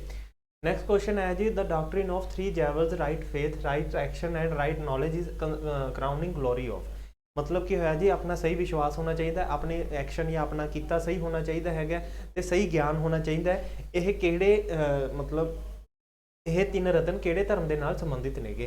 ਬੁੱਧਿਜ਼ਮ, Christianity, Jainism, none of this. ਤਾਂ ਇਸ ਦਾ ਸਹੀ ਆਨਸਰ ਹੋਏਗਾ ਜੀ ਜੈਨਿਜ਼ਮ, ਠੀਕ ਹੈ ਜੀ। ਤਾਂ ਇਹ ਚੀਜ਼ ਯਾਦ ਰੱਖਿਓ, ਸਹੀ ਗਿਆਨ, ਸਹੀ ਐਕਸ਼ਨ ਜਾਂ ਸਮੱਗਿਆ ਗਿਆਨ, ਸਮੱਗਿਆ ਨੌਲੇਜ ਜਾਂ ਉਸ ਤੋਂ ਇਲਾਵਾ ਸਹੀ ਆਪਣਾ ਚਰਿੱਤਰ ਜਾਂ ਕਰੈਕਟਰ ਹੋਣਾ ਚਾਹੀਦਾ, ਇਹ ਜੈਨਿਜ਼ਮ ਦੇ ਨੇਗੇ। ਤੇ ਬੁੱਧਿਜ਼ਮ ਦੇ ਹੈਗੇ ਨੇ ਜੀ ਬੁੱਧਾ, ਧੰਮਾ ਐਂਡ ਸੰਗਾ। ਇਹ ਬੁੱਧਿਜ਼ਮ ਦੇ ਤਿੰਨ ਰਤਨ ਆ ਗਏ, ਠੀਕ ਹੈ ਜੀ। ਇਸ ਤੋਂ ਇਲਾਵਾ ਤੁਸੀਂ ਸੁਣਿਆ ਹੋਵੇਗਾ ਜੈਨਿਜ਼ਮ ਦੇ ਵਿੱਚ 5 ਮਹਾਵਰਤ ਆ ਜਾਂਦੇ ਨੇ ਜਾਂ 5 ਕਸਮਾਂ ਆ ਜਾਂਦੀਆਂ ਨੇਗੀਆਂ। ਇਸ ਤੋਂ ਇਲਾਵਾ ਜਿਹੜਾ ਹੈ ਜੀ ਬੁੱਧਿਜ਼ਮ ਦੇ ਵਿੱਚ 8 ਅਸ਼ਟਮਾਰਗ ਦਾ ਸਿਧਾਂਤ ਦਿੱਤਾ ਗਿਆ, 8 ਰਸਤੇ ਦੱਸੇ ਗਏ ਨੇ, ਇਹ ਸਾਰੀ ਚੀਜ਼ਾਂ। In Indian polity which one is supreme. Bharat ਦੀ ਪੋਲਿਟੀ ਦੇ ਵਿੱਚ ਕਿਹੜੀ ਚੀਜ਼ ਸੁਪਰੀਮ ਹੈ ਜੀ? Supreme court, constitution, parliament, religion. ਤਾਂ ਇਸ ਦਾ ਸਹੀ ਆਨਸਰ ਹੋਇਆ ਜੀ ਕੌਨਸਟੀਟਿਊਸ਼ਨ। ਆਪਣੇ ਦੇਸ਼ ਦੇ ਵਿੱਚ ਸੰਵਿਧਾਨ ਹੈ ਜਿਹੜਾ ਸਭ ਤੋਂ ਉੱਚੀ ਪੋਸਟ ਹੈ ਜੀ। ਜਿਹੜੇ ਵੀ ਪ੍ਰਧਾਨ ਮੰਤਰੀ, ਰਾਸ਼ਟਰਪਤੀ, ਸੁਪਰੀਮ ਕੋਰਟ, ਹਾਈ ਕੋਰਟ ਨੇ ਉਹ ਸਾਰੇ ਆਪਣੀਆਂ ਪਾਵਰਾਂ ਡਿਰਾਈਵ ਕਰਦੇ ਨੇਗੇ, ਸ਼ਕਤੀਆਂ ਡਿਰਾਈਵ ਕਰਦੇ ਨੇ ਆਪਣੇ ਸੰਵਿਧਾਨ ਤੋਂ। ਨੈਕਸਟ ਹੈ ਜੀ which one of the following describe the India as a secular state. ਇਹਨਾਂ ਦੇ ਵਿੱਚੋਂ ਕਿਹੜਿਆਂ ਦੇ ਵਿੱਚ ਭਾਰਤ ਨੂੰ ਇੱਕ ਧਰਮ ਨਿਰਪੱਖ ਰਾਜ ਦੇ ਬਾਰੇ ਗੱਲ ਕੀਤੀ ਗਈ ਹੈ? ਆਪਸ਼ਨ ਨੰਬਰ A ਹੈ ਜੀ ਐਮਰਜੈਂਸੀ ਪ੍ਰੋਵੀਜ਼ਨਸ, ਸੈਕਿੰਡ ਹੈ ਜੀ ਪ੍ਰੀਐਮਬਲ, C ਹੈ ਜੀ 9th ਸ਼ਡਿਊਲ, 4th ਹੈ ਜੀ DPSP। ਤਾਂ ਇਸ ਦਾ ਸਹੀ ਆਨਸਰ ਹੋਏਗਾ ਜੀ ਪ੍ਰੀਐਮਬਲ, ਠੀਕ ਹੈ ਜੀ। ਤੁਹਾਨੂੰ ਯਾਦ ਹੀ ਹੋਏਗਾ ਆਪਾਂ ਨੇ 42ਵੀਂ ਸ਼ੋਧ 1976 ਦੁਆਰਾ ਜਿਹੜਾ ਹੈ ਜੀ ਸੈਕੂਲਰ, ਸੋਸ਼ਲਿਸਟ ਔਰ ਇੰਟੀਗ੍ਰਿਟੀ ਵਰਡ ਨੇ ਜਿਹੜੇ ਇਹ ਆਪਣੇ ਭਾਰਤ ਦੇ ਸੰਵਿਧਾਨ ਦੀ ਪ੍ਰਸਤਾਵਨਾ ਦੇ ਵਿੱਚ ਜੋੜੇ ਸੀਗੇ, ਠੀਕ ਹੈ ਜੀ। ਤੇ ਇਹ ਜਿਹੜਾ ਹੈ ਜੀ ਇਹ ਆਪਣੇ ਜਿਹੜੇ ਸੰਵਿਧਾਨ ਬਣਾਉਣ ਵਾਲੇ ਕਨਸਟੀਟਿਊਸ਼ਨਲ ਮੇਕਰ ਸੀਗੇ ਉਹਨਾਂ ਦੇ ਆਈਡੀਆਜ਼ ਜਾਂ ਉਹਨਾਂ ਦਾ ਜਿਹੜਾ ਹੈਗਾ ਇੱਛਾਵਾਂ ਜਾਂ ਉਹਨਾਂ ਦੇ ਮਤਲਬ ਦਿਸ਼ਾ ਨਿਰਦੇਸ਼ਾਂ ਨੂੰ ਹੀ ਦਰਸਾਉਂਦਾ ਹੈਗਾ ਵੀ ਆਪਣਾ ਸੰਵਿਧਾਨ ਜਿਹੜਾ ਹੈ ਕਿਹੜੇ ਮੁੱਢਲੇ ਆਦਰਸ਼ਾਂ ਨੂੰ ਸੋਚਦੇ ਹੋਏ ਬਣਾਇਆ ਗਿਆ ਹੈਗਾ। ਨੈਕਸਟ ਆਇਆ ਜੀ bye which constitutional amendment act Sikkim became a full fledged state of Indian Union? ਕਿਹੜੀ ਸ਼ੋਧ ਦੇ ਨਾਲ ਜਿਹੜਾ ਹੈ ਸਿੱਕਿਮ ਭਾਰਤ ਦਾ ਇੱਕ ਰਾਜ ਬਣਿਆ ਹੈਗਾ? ਤਾਂ ਇਸ ਦਾ ਆਨਸਰ ਹੋਏਗਾ ਜੀ 36। ਇੱਕ ਚੀਜ਼ ਯਾਦ ਰੱਖਿਓ ਜੀ, 35th ਅਮੈਂਡਮੈਂਟ ਹੈ ਜਿਹੜੀ, 35th ਅਮੈਂਡਮੈਂਟ ਨਾਲ ਆਪਾਂ ਨੇ ਸਿੱਕਿਮ ਨੂੰ ਇੰਡੀਅਨ ਯੂਨੀਅਨ ਦੇ ਵਿੱਚ ਐਡਮਿਟ ਕੀਤਾ ਸੀਗਾ, ਮਤਲਬ ਭਾਰਤ ਦਾ ਇੱਕ ਹਿੱਸਾ ਬਣਾਇਆ ਸੀਗਾ। ਬਟ 36ਵੀਂ ਅਮੈਂਡਮੈਂਟ ਦੇ ਨਾਲ ਆਪਾਂ ਨੇ ਸਿੱਕਿਮ ਨੂੰ ਇੱਕ ਸਟੇਟ ਦਾ ਦਰਜਾ ਦਿੱਤਾ ਹੈਗਾ ਜੀ। ਤੇ ਇਹਨਾਂ ਦੋਨਾਂ ਦਾ ਅਮੈਂਡਮੈਂਟ ਦਾ ਸਾਲ ਵੀ ਸੇਮ ਹੈ ਜੀ, 1975 ਦੋਨਾਂ ਦਾ ਸਾਲ ਆ ਜਾਏਗਾ। ਠੀਕ ਹੈ ਜੀ, ਮਤਲਬ 35th ਅਮੈਂਡਮੈਂਟ ਵੀ ਇਹਦੇ ਵਿੱਚ ਹੀ ਹੋਈ ਹੈ, 36th ਅਮੈਂਡਮੈਂਟ ਵੀ 1975 'ਚ ਹੀ ਹੋਈ ਹੈ। ਨੈਕਸਟ ਹੈ ਜੀ, which one of the following is true about the directive principle of state policy? ਇਹਨਾਂ ਦੇ ਵਿੱਚੋਂ ਜਿਹੜਾ ਹੈ ਕਿਹੜੀ ਚੀਜ਼ ਇਹਨਾਂ ਦੇ ਰਿਗਾਰਡਿੰਗ ਸਹੀ ਹੈ? ਦੇ are justiciable, they are non justiciable, only some provisions are justiciable, none of these. ਤਾਂ ਇਸ ਦਾ ਸਹੀ ਆਨਸਰ ਹੋਏਗਾ ਜੀ ਦੇ ਆਰ ਨॉन ਜਸਟਿਸੇਬਲ। ਇਹਨਾਂ ਦੇ ਬਾਰੇ ਇਹ ਆਪਣੇ DPSP ਨੇ ਜੀ, ਇਹ ਆਪਣੇ ਕਨਸਟੀਟਿਊਸ਼ਨ ਦੇ ਪਾਰਟ 4 ਚ ਆ ਗਏ, ਆਰਟੀਕਲ 36 ਤੋਂ 51 ਤੱਕ ਨੇ। ਤੇ ਆਪਾਂ ਨੇ ਇਹ ਜਿਹੜੇ ਸਿਧਾਂਤ ਨੇ ਆਇਰਲੈਂਡ ਜਾਂ ਆਇਰਿਸ਼ ਕਨਸਟੀਟਿਊਸ਼ਨ ਤੋਂ ਲਏ ਨੇਗੇ। ਠੀਕ ਹੈ ਜੀ, ਤੇ ਇਹਨਾਂ ਦੇ ਆਧਾਰ ਤੇ ਜਿਹੜਾ ਹੈ ਆਪਾਂ ਜਸਟਿਸ ਦੀ ਜਾਂ ਇਹ ਇਹਨਾਂ ਦੇ ਆਧਾਰ ਤੇ ਆਪਾਂ ਸੁਪਰੀਮ ਕੋਰਟ ਜਾਂ ਹਾਈ ਕੋਰਟ ਦੇ ਵਿੱਚ ਇਹਨਾਂ ਨੂੰ ਸਿੱਧਾ ਚੈਲੰਜ ਨਹੀਂ ਕਰ ਸਕਦੇ। ਠੀਕ ਹੈ ਜੀ, ਜਿਹੜੇ ਫੰਡਾਮੈਂਟਲ ਰਾਈਟਸ ਨੇ ਉਹ ਜਸਟਿਸੇਬਲ ਇਨ ਨੇਚਰ ਨੇ, ਇਹ ਜਿਹੜੇ ਨੇ ਨॉन ਜਸਟਿਸੇਬਲ ਇਨ ਨੇਚਰ ਨੇ। ਨੈਕਸਟ ਹੈ ਜੀ, the size of council of minister is can not be increased from 15% of total strength of the council, 20%, 18% ਜਾਂ none of these? ਇਸ ਦਾ ਸਹੀ ਆਨਸਰ ਹੋਏਗਾ ਜੀ 15%। ਤੇ ਇਹ ਵਾਲੀ ਜਿਹੜੀ ਪ੍ਰੋਵੀਜ਼ਨ ਹੈ ਜੀ, ਇਹ 91st ਅਮੈਂਡਮੈਂਟ ਐਕਟ 2003 ਦੇ ਵਿੱਚ ਐਡ ਕੀਤੀ ਗਈ ਸੀ। ਇਹਦੇ ਵਿੱਚ ਕੀ ਕਿਹਾ ਗਿਆ ਜੀ, ਲੋਕ ਸਭਾ ਦੀ ਕੁੱਲ ਸਟਰੈਂਥ, ਜਿਵੇਂ ਲੋਕ ਸਭਾ ਦੇ ਵਿੱਚ 545 ਬੰਦੇ ਹੋ ਗਏ, ਠੀਕ ਹੈ ਜੀ, ਇਹਨਾਂ ਦੇ 15% ਤੋਂ ਜ਼ਿਆਦਾ ਬੰਦੇ ਨੇ ਜਿਹੜੇ ਇਹ ਆਪਣੇ ਲੋਕ ਸਭਾ ਦੇ ਵਿੱਚ ਮੰਤਰੀ ਪਰਿਸ਼ਦ ਤੇ ਨਹੀਂ ਬੈਠ ਸਕਦੇ ਹੈਗੇ। ਠੀਕ ਹੈ ਜੀ, ਇਹ ਚੀਜ਼ ਹੋ ਗਈ। ਨੈਕਸਟ ਕੁਐਸਚਨ ਹੈ ਜੀ, in India collegium system is used in relation to which of the following? Collegium system Bharat ਦੇ ਵਿੱਚ ਕਿਹਦੇ ਵਿੱਚ ਯੂਜ਼ ਕੀਤਾ ਜਾਂਦਾ ਹੈ? Executive, legislature, judiciary, union and states? ਇਸ ਦਾ ਸਹੀ ਆਨਸਰ ਹੋਏਗਾ ਜੀ ਜੁਡੀਸ਼ਰੀ। ਕੋਲੇਜੀਅਮ ਸਿਸਟਮ ਕੀ ਹੈ ਜੀ, ਇਹਦੇ ਵਿੱਚ ਬੇਸਿਕਲੀ ਜੱਜਿਸ ਦੀ ਅਪਾਇੰਟਮੈਂਟ ਨੂੰ ਲੈ ਕੇ ਚੀਫ ਜਸਟਿਸ ਆਫ ਇੰਡੀਆ ਤੇ 4 ਸੀਨੀਅਰ ਮੋਸਟ ਜੱਜਿਸ ਨੇ ਜਿਹੜੇ ਇਹ ਬੈਠਣਗੇ, ਕੋਲੇਜੀਅਮ ਇਹਨਾਂ ਨੂੰ ਕਿਹਾ ਜਾਂਦਾ ਹੈਗਾ। ਠੀਕ ਹੈ ਜੀ, ਤੇ ਇਹ ਬੰਦੇ ਕੀ ਕਰਨਗੇ ਕਿ ਜਿਹੜੇ ਬੰਦੇ ਨੂੰ ਆਪਾਂ ਨੇ ਸੁਪਰੀਮ ਕੋਰਟ ਦਾ ਜੱਜ ਬਣਾਉਣਾ ਹੈਗਾ, ਉਹਦੇ ਰਿਗਾਰਡਿੰਗ ਸਰਕਾਰ ਨੂੰ ਜਾਂ ਪ੍ਰੈਜ਼ੀਡੈਂਟ ਨੂੰ ਰეკਮੈਂਡੇਸ਼ਨ ਦੇਣ ਦਾ ਕੰਮ ਕਰਨਗੇ। ਤੇ ਚੀਫ ਜਸਟਿਸ ਆਫ ਇੰਡੀਆ ਨੂੰ ਜੇਕਰ ਇਹਨਾਂ ਦੇ ਵਿੱਚੋਂ 4 ਬੰਦਿਆਂ ਦੇ ਵਿੱਚੋਂ 2 ਬੰਦਿਆਂ ਨੇ ਵੀ ਕਹਿਤਾ ਵੀ ਆਪਾਂ ਨੇ, ਸਪੋਜ਼ ਕਰੋ ਇਹ ਨਾਮ ਦੇ ਬੰਦੇ ਨੂੰ ਜੱਜ ਬਣਾਉਣ ਦੀ ਗੱਲ ਚੱਲਦੀ ਹੈ, ਠੀਕ ਹੈ, ਤੇ ਇਹਦੇ ਵਿੱਚੋਂ 2 ਬੰਦਿਆਂ ਨੇ ਕਹਿਤਾ ਜੀ ਕਿ ਆਪਾਂ ਨੇ ਇਹਨੂੰ ਜੱਜ ਨਹੀਂ ਬਣਾਉਣਾ ਹੈਗਾ, ਤਾਂ ਚੀਫ ਜਸਟਿਸ ਆਫ ਇੰਡੀਆ ਇਸ ਬੰਦੇ ਦਾ ਨਾਮ ਜਿਹੜਾ ਹੈ ਅੱਗੇ ਰੈਫਰ ਨਹੀਂ ਕਰੂਗਾ। ਕਲੀਅਰ ਹੈ ਜੀ, ਤਾਂ ਇਹ ਚੀਜ਼ ਦਾ ਵੀ ਯਾਦ ਰੱਖਿਓ। ਸਰਕਾਰ ਨੇ ਜਿਹੜਾ ਹੈ ਜੀ 2014 ਦੇ ਵਿੱਚ NJAC ਇੱਕ 99th ਅਮੈਂਡਮੈਂਟ ਐਕਟ ਪਾਸ ਕੀਤਾ ਸੀ 2014 ਦਾ। ਇਹਦੇ ਥਰੂ ਕੀ ਕੀਤਾ ਸੀ ਸਰਕਾਰ ਨੇ, ਕੋਲੇਜੀਅਮ ਸਿਸਟਮ ਦੇ ਵਿੱਚ ਕਿਹਾ ਸੀਗਾ ਵੀ ਨੈਸ਼ਨਲ ਜੁਡੀਸ਼ੀਅਲ ਅਪਾਇੰਟਮੈਂਟ ਕਮਿਸ਼ਨ ਇਹ ਬਣਾਇਆ ਜਾਊਗਾ। ਇਹਦੇ ਵਿੱਚ 3 ਬੰਦੇ ਸਰਕਾਰ ਦੇ ਹੋਣਗੇ, ਗਵਰਨਮੈਂਟ ਦੇ ਹੋਣਗੇ, 3 ਬੰਦੇ ਜਿਹੜੇ ਨੇਗੇ ਇਹ ਆਪਣੀ ਜੁਡੀਸ਼ਰੀ ਦੇ ਹੋਣਗੇ, ਤੇ ਇਹ 6 ਬੰਦੇ ਰਲ ਕੇ ਕੀ ਕਰਨਗੇ, ਜੱਜਿਸ ਦੀ ਅਪਾਇੰਟਮੈਂਟ ਦਾ ਕੰਮ ਦੇਖਿਆ ਕਰਨਗੇ। ਬਟ ਸੁਪਰੀਮ ਕੋਰਟ ਨੇ ਇਹਨੂੰ ਜਿਹੜਾ ਹੈ ਖਾਰਜ ਕਰਤਾ ਜੀ, ਨਲ ਐਂਡ ਵਾਇਡ ਡਿਕਲੇਅਰ ਕਰਤਾ, ਤੇ ਅੱਜ ਦੀ ਡੇਟ ਦੇ ਵਿੱਚ ਜੱਜਿਸ ਦੀ ਅਪਾਇੰਟਮੈਂਟ ਨੂੰ ਲੈ ਕੇ ਕੋਲੇਜੀਅਮ ਸਿਸਟਮ ਹੀ ਚੱਲਦਾ ਆ ਰਿਹਾ ਹੈਗਾ। ਨੈਕਸਟ ਹੈ ਜੀ, Anubhav portal which was seen recently is the news is associated with which of the ministry? ਜਿਹੜਾ ਅਨੁਭਵ ਪੋਰਟਲ ਹੈ ਜੀ ਇਹ ਕਿਹੜੀ ਮਿਨਿਸਟਰੀ ਦੇ ਨਾਲ ਡੀਲ ਕਰਦਾ ਹੈਗਾ? Ministry of Personnel, Public Grievances and Pension, Ministry of Finance, Ministry of MSME, Ministry of Skill Development and Entrepreneurship? ਇਸ ਦਾ ਸਹੀ ਆਨਸਰ ਹੈ ਜੀ option number A, Ministry of Personnel, Public Grievances and Pensions। Next ਹੈ ਜੀ, what is the brand name of the cotton launched by Union Textile Ministry? Union textile ministry ਨੇ ਜਿਹੜੀ cotton ਦੀ ਜਿਹੜੀ ਬ੍ਰਾਂਡ ਦੇ ਨਾਮ ਤੇ ਪਬਲਿਕੇਸ਼ਨ ਬ੍ਰਾਂਡ ਬਣਾਉਣਾ ਸ਼ੁਰੂ ਕੀਤਾ ਜੀ, ਉਸ ਦਾ ਨਾਮ ਕੀ ਹੈ? ਕਸਤੂਰੀ ਕੋਟਨ ਬ੍ਰਾਂਡ, ਕ੍ਰਿਆ ਕੋਟਨ ਬ੍ਰਾਂਡ, ਟੈਕਸੋ ਕੋਟਨ ਬ੍ਰਾਂਡ, ਨਮੋ ਕੋਟਨ ਬ੍ਰਾਂਡ? ਇਸ ਦਾ ਯਾਦ ਰੱਖਣਾ ਜੀ ਕਸਤੂਰੀ ਕੋਟਨ ਬ੍ਰਾਂਡ। ਨੈਕਸਟ ਹੈ ਜੀ, ਵਿਚ ਸਟੇਟ ਜਾਂ ਯੂਨੀਅਨ ਟੈਰੀਟਰੀ ਇਨੈਗੂਰੇਟਿਡ ਮਿਸ਼ਨ ਮਹਿਲਾ ਸਾਰਥੀ?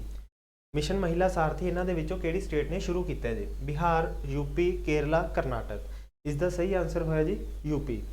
ਨੈਕਸਟ ਆਇਆ ਜੀ ਆਪਣੇ ਕੋਲੇ, ਵਿਚ ਕੰਟਰੀ ਇਨੈਗੂਰੇਟਿਡ ਦਾ 82 kilometre Padma bridge rail link project? ਇਹ ਜਿਹੜਾ ਪ੍ਰੋਜੈਕਟ ਹੈ ਰੇਲਵੇ ਦਾ, ਇਹ ਕਿਹੜੀ ਕੰਟਰੀ ਨੇ ਸ਼ੁਰੂ ਕੀਤਾ? ਇੰਡੀਆ, ਨੇਪਾਲ, ਬੰਗਲਾਦੇਸ਼, ਸ਼੍ਰੀਲੰਕਾ? ਤਾਂ ਇਸ ਦਾ ਸਹੀ ਆਨਸਰ ਹੋਏਗਾ ਜੀ ਬੰਗਲਾਦੇਸ਼। ਨੈਕਸਟ ਹੈ ਜੀ, union cabinet has approved setting up of central tribal university in which state? Telangana, Tripura, Madhya Pradesh, Jharkhand? ਇਸ ਦਾ ਸਹੀ ਆਨਸਰ ਹੋਇਆ ਜੀ option number A, Telangana. Next question ਜੀ, what is India's retail inflation recorded in month of September? Retail inflation basically ਕੀ ਹੋ ਗਿਆ ਜੀ, ਜਿਹੜੀ ਆਪਾਂ ਕੀ ਹੈ ਕਸਟਮਰ ਦੇ ਲੈਵਲ ਤੇ ਮਹਿੰਗਾਈ ਨੂੰ ਚੈੱਕ ਕਰਦੇ ਹੈਗੇ, ਉਹ ਆ ਗਈ ਆਪਣੀ ਰਿਟੇਲ ਇਨਫਲੇਸ਼ਨ।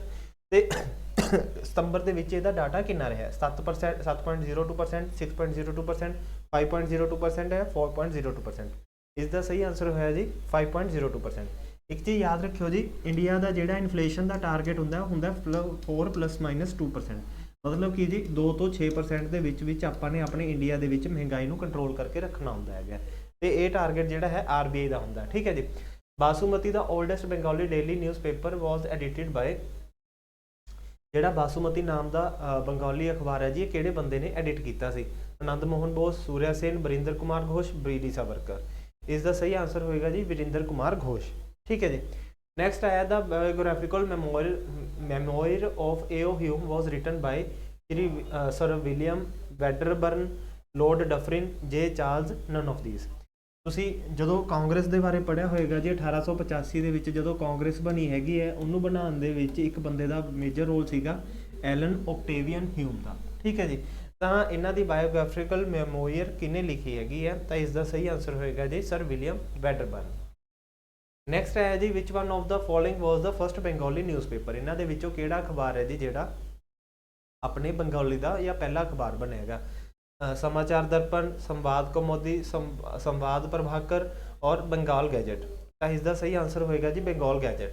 बंगाल गैजेट जिहड़ा अखबार है जी, ये जेम्स अगस्टस हिकी ने पब्लिश किया सीगा। ਇਹਦੇ ਬਾਰੇ ਵੀ ਤੁਸੀਂ ਪੜ੍ਹਿਆ ਹੋਏਗਾ ਜੀ ਕਿ ਜਿਹੜਾ ਆਪਣੇ ਭਾਰਤ ਦੇ ਵਿੱਚ ਪ੍ਰਿੰਟਿੰਗ ਪ੍ਰੈਸ ਲੈ ਕੇ ਆਏ ਨੇ, ਉਹ ਪੁਰਤਗਾਲੀ ਲੈ ਕੇ ਆਏ ਸੀ, ਪੋਰਟੁਗੀਜ਼ ਲੈ ਕੇ ਆਏ ਸੀਗੇ। ਠੀਕ ਹੈ ਜੀ। ਤਾਂ ਪੋਰਟੁਗੀਜ਼ ਜਿਹੜੇ ਨੇ ਪ੍ਰਿੰਟਿੰਗ ਪ੍ਰੈਸ ਲੈ ਕੇ ਆਏ ਨੇ, ਤੇ ਬੰਗਾਲ ਗੈਜਟ ਹੈ ਜਿਹੜਾ ਅਖਬਾਰ ਦਾ ਨਾਮ ਆ ਗਿਆ।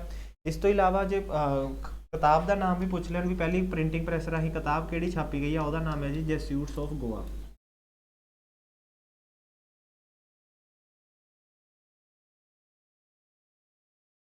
ਨੈਕਸਟ ਹੈ ਜੀ, which among the following event was major setback to the Khilafat movement.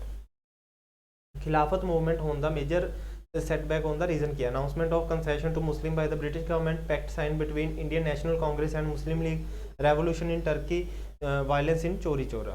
ਤਾਂ ਇਸ ਦਾ ਸਹੀ ਆਨਸਰ ਹੋਏਗਾ ਜੀ ਦੀ ਆਪਸ਼ਨ revolution in Turkey। ਤੁਸੀਂ ਪਹਿਲੇ ਵਿਸ਼ਵ ਯੁੱਧ ਦਾ ਸੁਣਿਆ ਹੋਊਗਾ ਜੀ 1914 ਤੋਂ 18। ਇਹਦੇ ਵਿੱਚ ਕੀ ਕੀਤਾ ਗਿਆ? ਇਹਦੇ ਵਿੱਚ ਟਰਕੀ ਜਿਹੜੀ ਕੰਟਰੀ ਹੈ ਜੀ, ਇਹਦੇ ਵਿੱਚ ਇਹਨਾਂ ਦੀ ਹਾਰ ਹੋ ਗਈ। ਠੀਕ ਹੈ ਜੀ।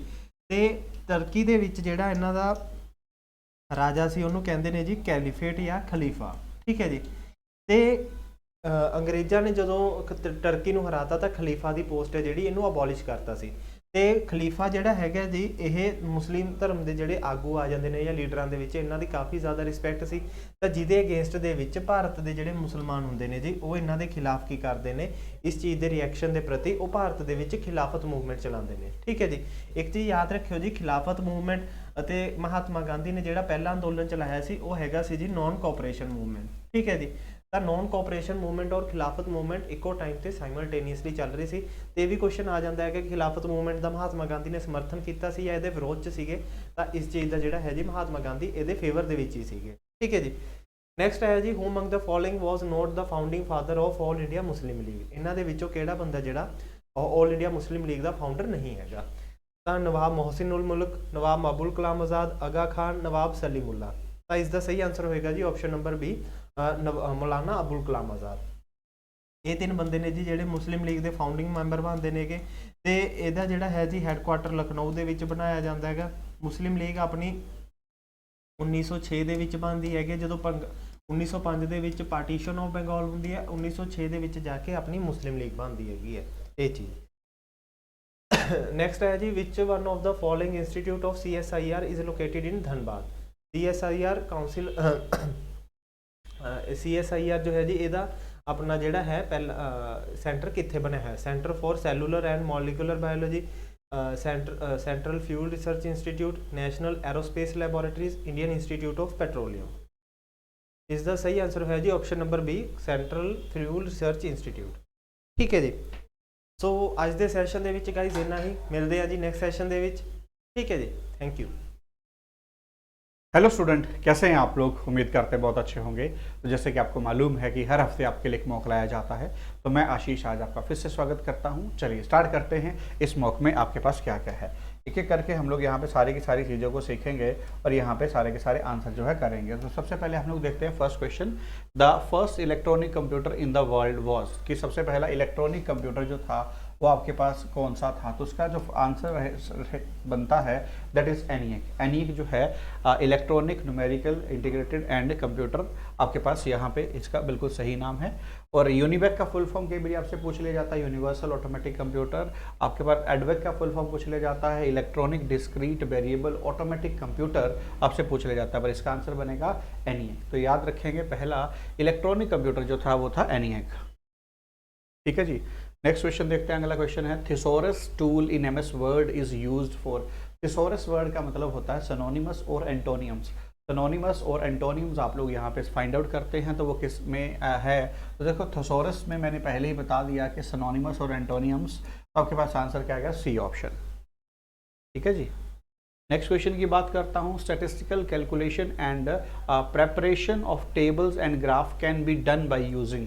तो स्टैटिस्टिकल कैलकुलेशन की जब भी बात होती है तो हम MS एक्सेल की यहाँ पे बात करते हैं, तो आंसर क्या आएगा, B option MS Excel. Answer क्या आएगा, बी ऑप्शन MS एक्सेल। ठीक है जी। नेक्स्ट क्वेश्चन की बात करते हैं, ये रहा अगला क्वेश्चन, विच फाइल स्टार्ट्स MS वर्ड। इनमें से कौन सी फाइल जो है MS वर्ड स्टार्ट करता है, win word.exe, word.exe, MS word.exe या word 2003 exe। तो win word जो होती है वो आपके पास MS वर्ड के द्वारा स्टार्ट की जाती है, तो आंसर बनेगा ए ऑप्शन। नेक्स्ट बात करते हैं, विच of the following is not the web browser. इनमें से कौन सा ब्राउजर नहीं है। तो सबसे पहले Netscape navigator is an browser, Mozilla Firefox is an browser, opera mini is an browser. तो याहू एक मैसेंजर है, तो आंसर क्या बनेगा, याहू मैसेंजर जो है ब्राउजर नहीं है, तो आंसर क्या आएगा, डी ऑप्शन। नेक्स्ट अगर बात करता हूँ, the letter and the number of the intersecting a column and row is the, जो आपके पास ये पूछा जा रहा है कि रो और इंटरसेक्शन की कॉलम से जो एरिया बनता है इसको क्या बोला जाता है, इसे बोला जाता है सेल एड्रेस। इसे क्या बोला जाता है, सेल एड्रेस। तो आंसर क्या बनेगा, सी ऑप्शन।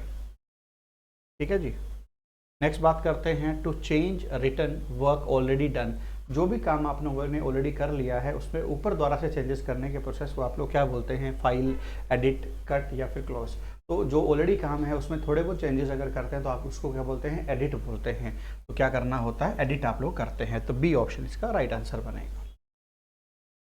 ठीक है। नेक्स्ट है आपके पास, what menu is selected to change the font and style. Font और स्टाइल को अगर चेंज करना है तो कौन से मेन्यू से आपको मिलता है, टूल, फाइल, फॉर्मेट या फिर एडिट। अगर मैं बताऊं तो यहाँ पे फॉर्मेट मेन्यू से आपको ये सारी की सारी चीज़ें यहाँ पे मिलती हैं।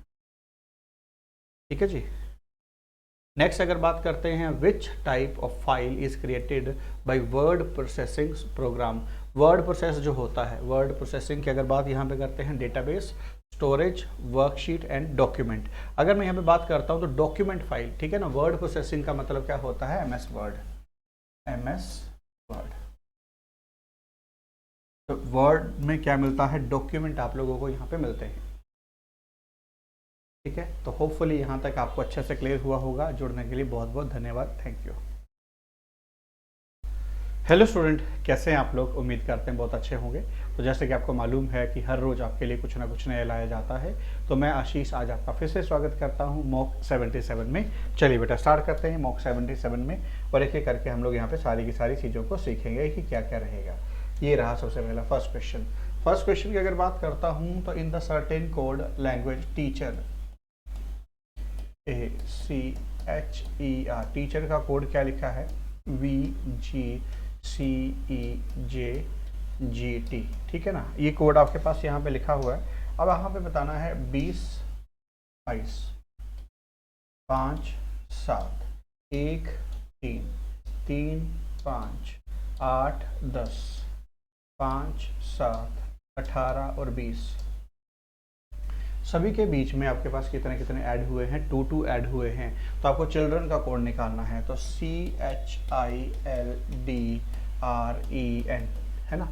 तो देखो ये 3 है, 3 में 2 ऐड किए 5। देखो सबसे पहले तो यहाँ पे ये कंफर्म हो गया।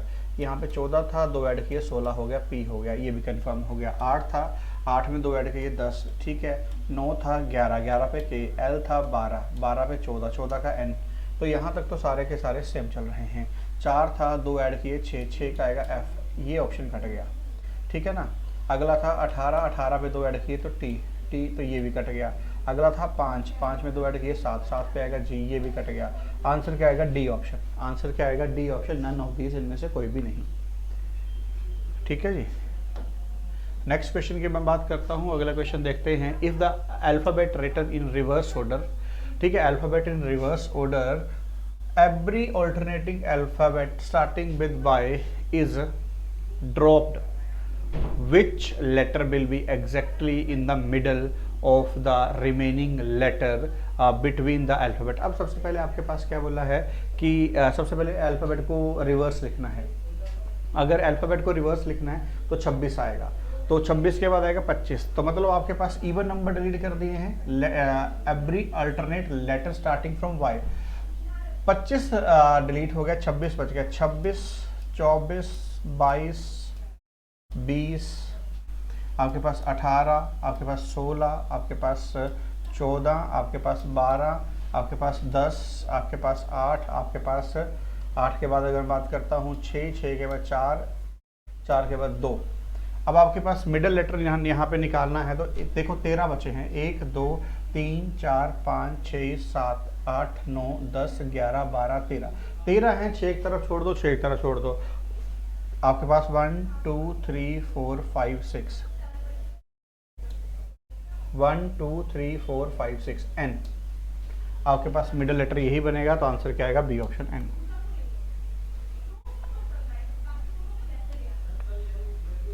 ठीक है जी। अब यहाँ पे 1, 2, 3, 1, 2, 3, 1, 2, 3, 1, 2, 3, ठीक है।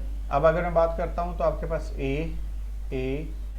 आपके पास एम, फिर आपके पास एम, एन, एन, तो आपके पास मैन मैन मैन बना। आंसर क्या बना? Double A, double M, double N.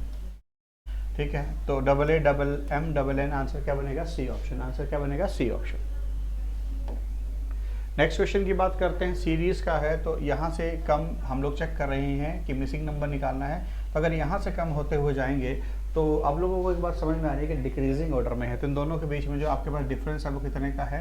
-66, आगे -55, ठीक है, -44, -33, ठीक है, आपके पास 22, माइनस आपके पास 11। अगर आप 11 कम करते हो तो आपके पास कितना आता है? 94। D option. क्या आंसर आएगा? D option. नेक्स्ट अगर आगे बात करते हैं, अगला नंबर हम लोगों को चेक करना है, तो मिक्सिंग नंबर यहाँ पे निकालना है। तो यहाँ पे 16 इंटू में 2 अगर करते हैं तो 32, इंटू में अगर 3 करते हैं तो 48, 15 इंटू में 2 आपके पास 30, 15 इंटू में 3 45, ठीक है। तो यहाँ पे 14 इंटू में 2 28, और यहाँ पे 14 इंटू में 3 42, तो यहाँ पे नंबर क्या आएगा? 14। यहाँ पे नंबर क्या आएगा? 14 आपके पास, ठीक है। नेक्स्ट आपकी बात करते हैं, ये रहा। अगला क्वेश्चन क्या है? इफ 15 अगस्त 2009 को, 15 अगस्त 2009 को अगर सैटरडे था, तो आपके पास which day of the week would be the independence day celebration on the 2109 को। मतलब सीधा सीधा 100 साल की बात करी गई है। 100 साल के बाद आपके पास क्या होगा, है ना। तो 100 साल में अगर मैं बात करता हूँ तो ओड डे कितने आते हैं? 5 है। तो अगर आपके पास यहाँ सैटरडे था तो सैटरडे के बाद संडे, मंडे, ट्यूसडे, वेंसडे और थर्सडे, ठीक है। 1 2 3 4 5, 1 2 3 4 5, थर्सडे आपके पास यहाँ पे आएगा। तो 100 साल आ गए, 100 साल में ओड डे कितने होते हैं? 5। तो Thursday is your final answer, direct answer D option. लो जी, नेक्स्ट क्वेश्चन। अगला क्वेश्चन क्या है आपके पास यहाँ पे? हाँ, ये एनोलॉजी से लिया गया है। चेक करते हैं, इंटेलिजेंसिया, एलिटिस्ट, ठीक है। तो आपके पास ये दोनों क्या हैं? सिनोनिमस है। तो अगर मैं बात करता हूँ IQ इंटेलिजेंट, आउटर शेल, सी सेल, रेबल, पेलेविनिया, ठीक है, जेंट्री पब्लिक, तो इसका आंसर बनेगा सी ऑप्शन, रेबल, ठीक है, प्लेबिनिया, ठीक है। आंसर क्या आएगा? C option. नेक्स्ट आगे की बात करते हैं। अगला है क्वेश्चन नंबर जो है ब्लड रिलेशन से लिया गया है, इसमें चेक करते हैं। पॉइंटिंग टू अ वुमन, एक वुमन की तरफ इशारा करते हुए इन अ फोटोग्राफ मैन सेज, तो स्पीकर कौन है? मैन, मैन मिल गया है। मैन सेज, मैन ने क्या कहा? She is the only daughter of my wife's mother in law. My wife, मेरी वाइफ है, मेरी वाइफ की मदर इन लॉ कौन होगी? मेरी मम्मी, उसकी आगे बेटी है डॉटर, ये कौन है? वुमेन। अब आपसे पूछा है how is the women related to a man, ये वुमेन जो है इसकी क्या लगती है? तो इसकी लगती है सिस्टर, ये इसकी क्या लगती है? सिस्टर। सी ऑप्शन आपके पास आंसर आ जाएगा, खत्म। ठीक है, नेक्स्ट क्वेश्चन की बात करते हैं। अगला है Mohan is 13 from the left end of the row. Mohan is 13 from the left end of the row. ठीक है, देन आगे क्या है? End of the row of a children. Praveer is 12th from the right end of, Praveer is 12th from the right end end 18 from the left end, और यही क्या है? 18 है from the left end. Then आगे आपके पास क्या है? How many children toward the right of Mohan in the row. अब ये पूछा कि मोहन के राइट में यहाँ पे कितने बच्चे हैं, that is the question mark. अगर बात करता हूँ तो यहाँ पे फॉर्मूला डायरेक्ट लग जाएगा, total is equal to L plus R minus 1। Total 18 plus 12 30 minus 1 29, तो टोटल यहाँ तक 29 बच्चे हैं। अगर यहाँ 13 है तो 13 के राइट में 16 और जाओगे तभी तो 29 बनेगा, तो आंसर आपके पास 16 आएगा, जो कि गिवन नहीं है। तो आंसर क्या आएगा? None of these. आंसर क्या आएगा? None of these. ठीक है, नेक्स्ट क्वेश्चन देखते हैं। अगले क्वेश्चन में आपके पास क्या लिखा हुआ है? अगले क्वेश्चन में देखते हैं, read the following information to answer the question. Consider a group of 4 student, Reena, Beena, Meena and Neena. ठीक है, who stand in a row, Reena and Beena stand 6th and 7th position respectively from the left। लो जी, यहाँ पे ले लो आप लोग रीना और यहाँ पे ले लो आप लोग बीना। ये आ गई बीना, ये आ गई रीना। ठीक है, आपके पास रीना जो थी वो थी 6th, बीना जो थी वो थी 7th। दोनों के दोनों कहाँ हैं? लेफ्ट हैंड से। ठीक है, देन आगे आपके पास क्या है? Respectively Meena and Neena 4th and 5th। Meena and Neena 4th and 5th right hand से। ठीक है, from the right hand when, अब यहाँ पे लिखा है when Beena and Meena exchange their position. बोला है बीना एंड मीना, बीना और मीना ने एक्सचेंज की जब अपनी पोजीशन। ठीक है, Beena, when Beena and Meena exchange their position, तो बीना और मीना एक्सचेंज करते हैं, तो मैं यहाँ बना लेता हूँ। तो आपके पास यहाँ पे मीना आ जाएगी और यहाँ पे बीना आ जाएगी और यहाँ पे नीना और यहाँ पे रीना।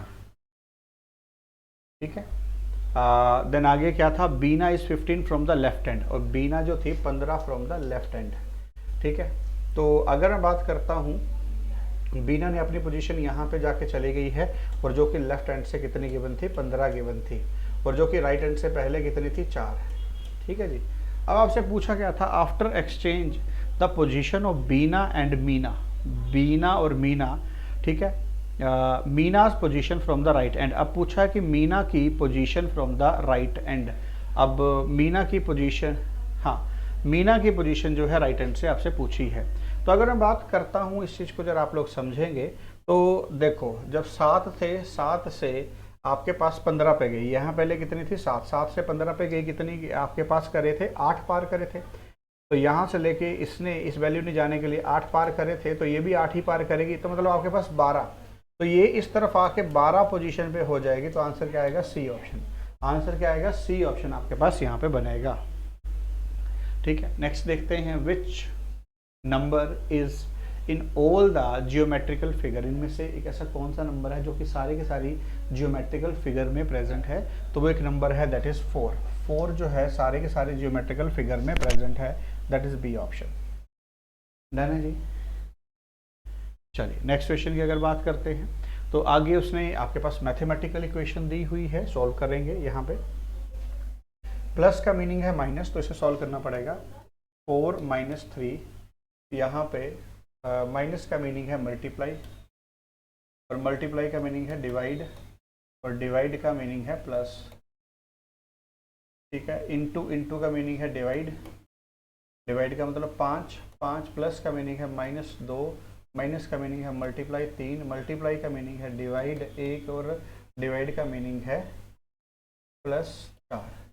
लो जी, सबसे पहले डिवाइड करेंगे तो ये डिवाइड होके 5 ही रहेगा। तो अगर 5 × 3 15, 4 - 15 +4।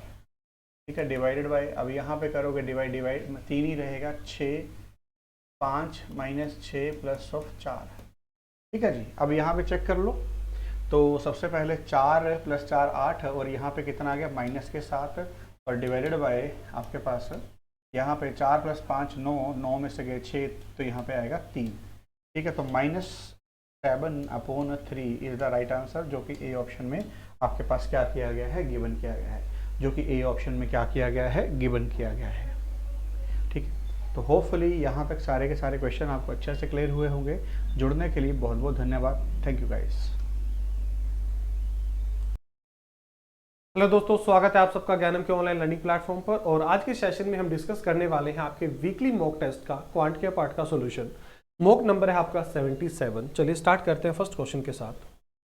उसने क्या बोला गया, find the least number of 4 digit which when divided by 8, 12, 10 and 36, list the remainder 6, 10, 14 and 34। देखो छोटे से एग्जाम्पल से अगर मैं आपको समझाऊं कि एक नंबर मैंने लिया सपोज 14, अगर क्योंकि 14 को जब आप 8 से डिवाइड करोगे तो रिमाइंडर क्या होगा, 6 होगा।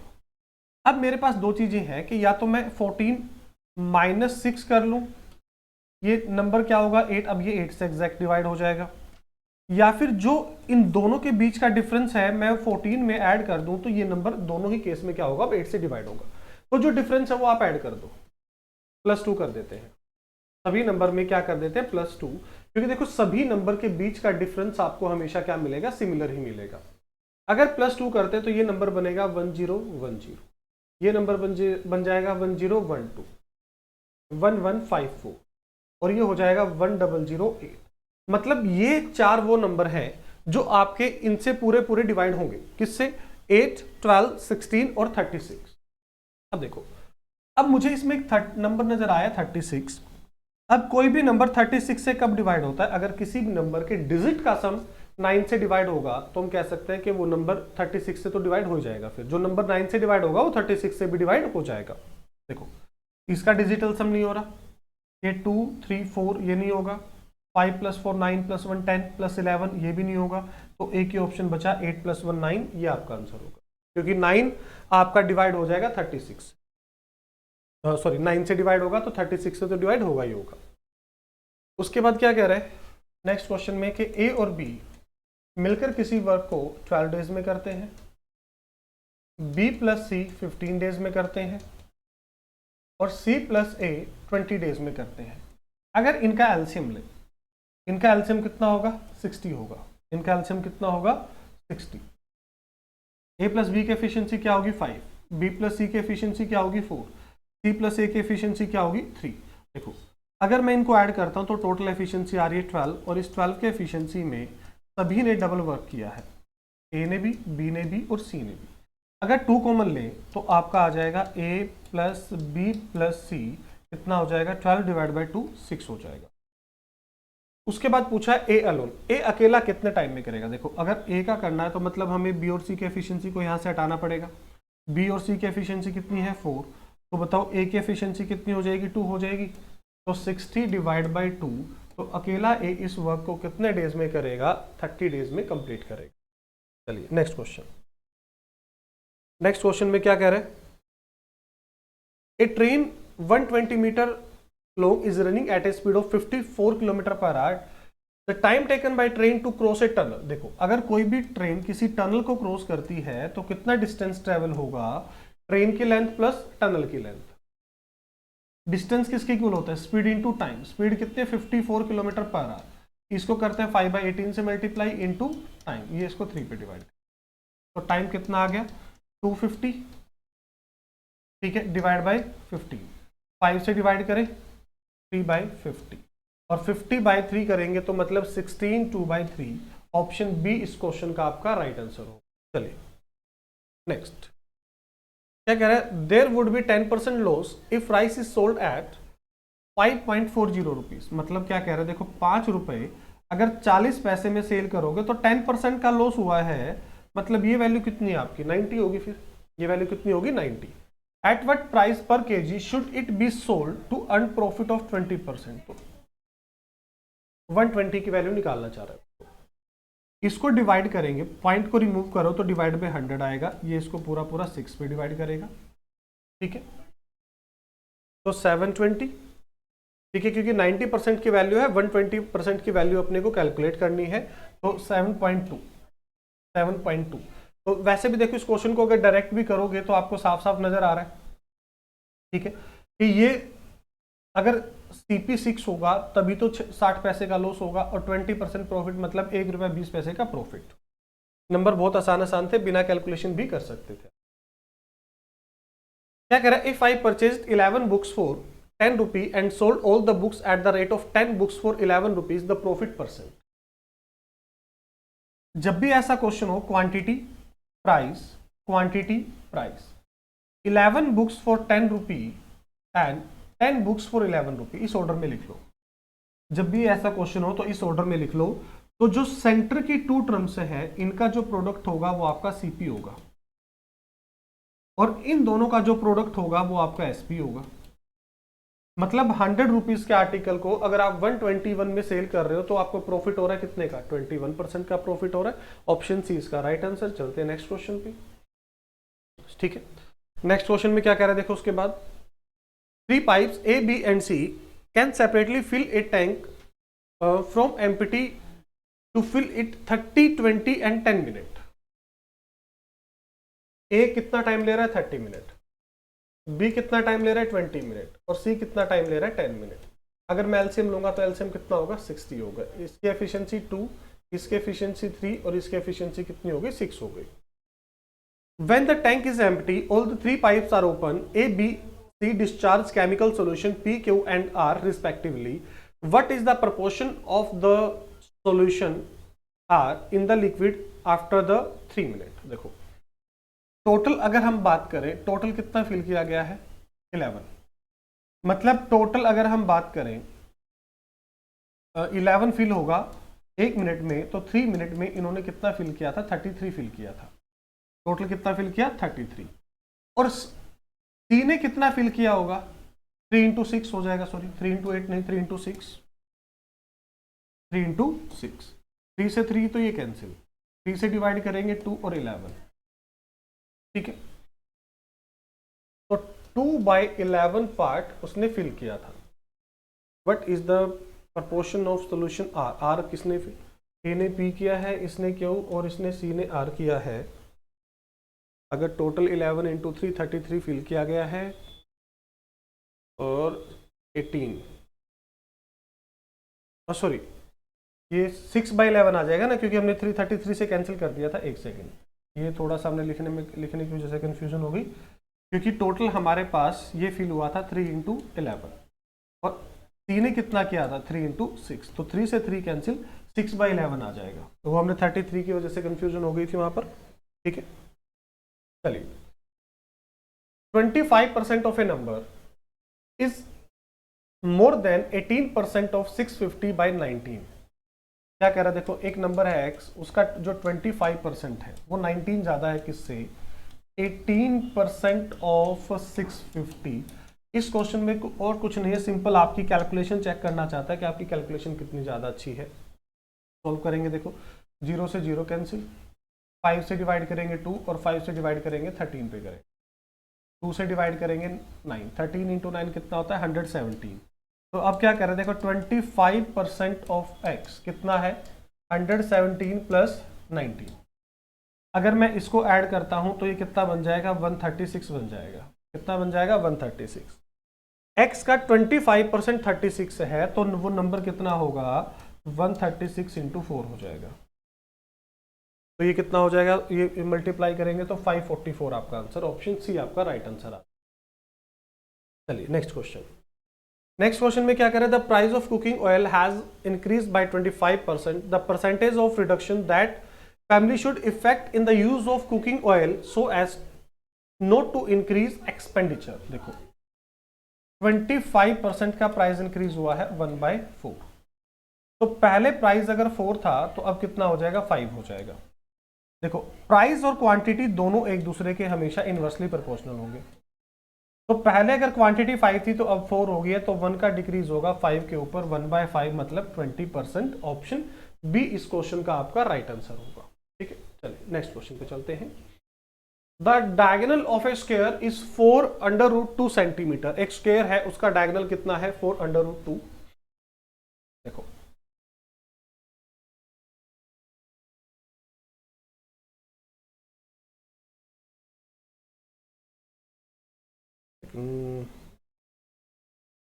वैसे ही बना लेते हैं, यहाँ पे तो हो नहीं रहा।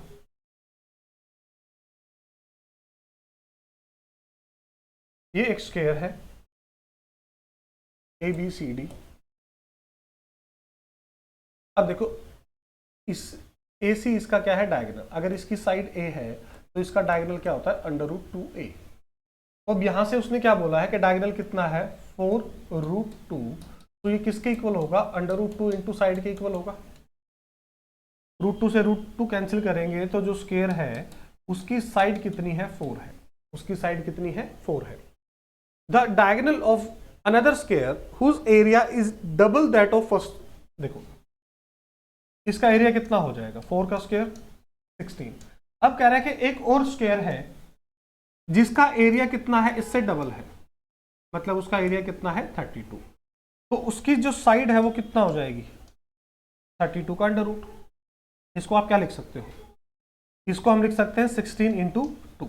तो मतलब इसका जो साइड है वो 4√2 है, तो डायगोनल कितना हो जाएगा, 4√2 इंटू √2। तो √2 को √2 से मल्टीप्लाई करो, 2 हो जाएगा। तो 4 इंटू 2 8। ऑप्शन डी इस क्वेश्चन का आपका राइट आंसर। चलिए next question. If the diameter of the base of a slender pillar is 4 meter and its height is 21 meter, the cost of construction of the pillar at the rate of 1.50 per cubic meter. देखो अब cylinder की अगर बात करें, cylinder होता क्या है आपका,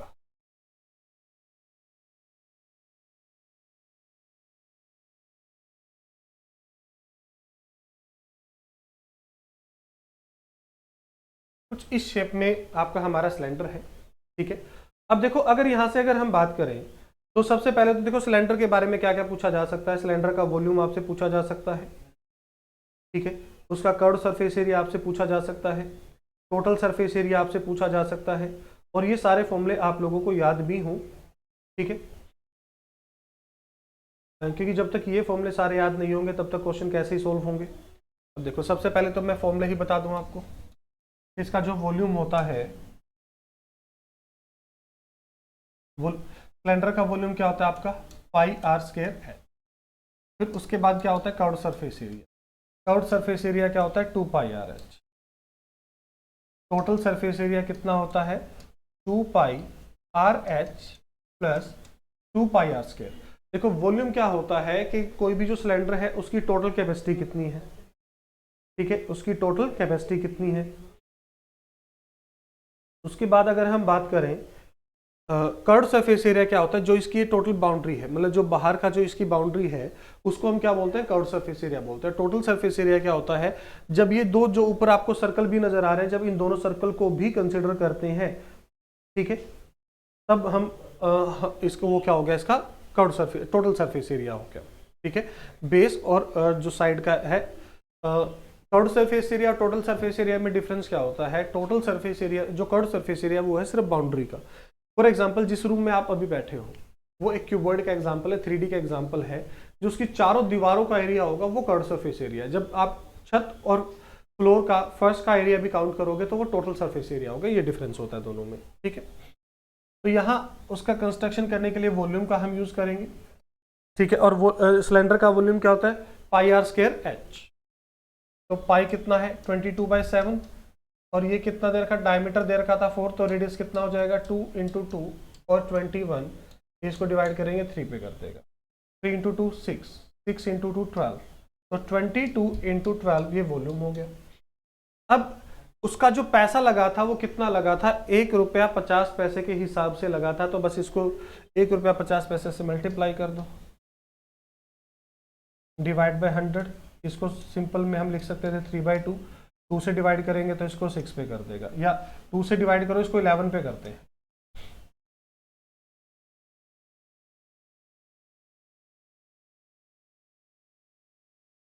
टू से इसको 11 पे डिवाइड करते हैं, क्योंकि 36 × 11, ठीक है, ये 693, तो 396 हो गया, क्योंकि 11 से मल्टीप्लाई करना ज़्यादा आसान होता है आपके लिए, ठीक है, आप लोगों को सिखा भी रखा है बहुत बार।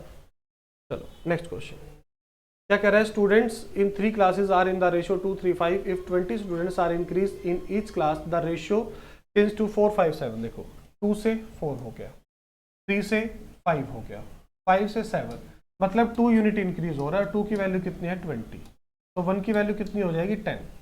उसके बाद the total number of student before the increase, 5, 3, 8 और 2 10, तो 10 की वैल्यू कितनी हो जाएगी 100 हो जाएगी। ऑप्शन सी आपका इस क्वेश्चन का राइट आंसर हो गया। चलिए नेक्स्ट क्वेश्चन क्या कह रहा था, average age of 8 person increase by 3। 8 लोगों की एवरेज 3 साल से इंक्रीज हो गई, मतलब जो एवरेज का डिफरेंस बना होगा, जो टोटल का डिफरेंस बना होगा वो 24 का बना होगा। when a new person replace a person of age 36 year, जिसको रिप्लेस किया गया 36 है, मतलब नए पर्सन की उससे 24 ज़्यादा होगी, तो कितनी होगी 60 होगी, 60 होगी। नेक्स्ट क्वेश्चन क्या कह रहा है, 2 cyclists A and B start from the same place at the same time, one going towards north at 18 km/h and other going towards south at 20 km/h. At what time will they take be 95 km apart? Opposite direction है, speed add हो जाएगी 38। 19 से divide करेंगे, इसको किस पे करेगा 5 पे, इसको करेगा 2 पे, 5/2 मतलब 2.5 आवर्स। ऑप्शन डी आपका राइट आंसर होगा। चलिए ये लास्ट क्वेश्चन था। आई होप ये सभी क्वेश्चन आपको क्लियर होंगे। अगर किसी भी क्वेश्चन में कोई डाउट है, कन्फ्यूजन है, तो आप अपना डाउट कमेंट बॉक्स में बता सकते हैं, उस चीज़ का जरूर सोल्यूशन दिया जाएगा। Hello everybody, welcome to this English section by Gyanam. I am Piyush Sardana, your budding English language teacher. Let's see what we have in store for the day. आपके पास सबसे पहले आया है synonyms, जहाँ पे आपको synonyms निकालने हैं। The surreptitious movements of a long figure among the dunes filled the villages with curiosity. इसका मतलब वो मूवमेंट जो है ना, क्यूरियस क्यों हो गए थे, क्योंकि बहुत सीक्रेटिव थी। तो answer is C, something that is secretive. Next, Mumbai is the terminus of western railways. इसमें बोल्ड कायदे से ये है, मुंबई इज द टर्मिनस। अभी टर्मिनस का मतलब क्या हो, रेलवेज का टर्मिनस मतलब रेलवे वहां पे टर्मिनेट मतलब खत्म होती है, लास्ट स्लॉट। अब आया आपके पास इडियम एंड फ्रेजेस वाला पार्ट और वन वर्ड वाला बात। सबसे पहले आया वन वर्ड सब्स्टिट्यूशन। एक हाउस जहां पर ग्रेन्स आप स्टोर करते हैं उसको क्या बोलते हैं, ग्रेनरी, जहां पे ग्रेन्स को स्टोर किया जाता है। अब आया आपके पास आपको एरर निकालना, no effort has been made at all to cash in on the refurbished image of the Indian tennis.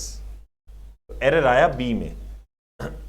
Next, we got everything ready for all of them long before they arrived. उनके आने से पहले ready किया था, तो we had got हो जाएगा, which means this, followed by he looks more depressed than her but I don't know the reason. वो ज्यादा डिप्रेस लगता है उससे, पर मुझे रीजन नहीं पता है। He looks more depressed than she. ये सब्जेक्टिव का केस है, इसलिए एरर कहां आया, नंबर 2 में आया। आई होप ये आपको समझ आया हो। आगे देखते हैं।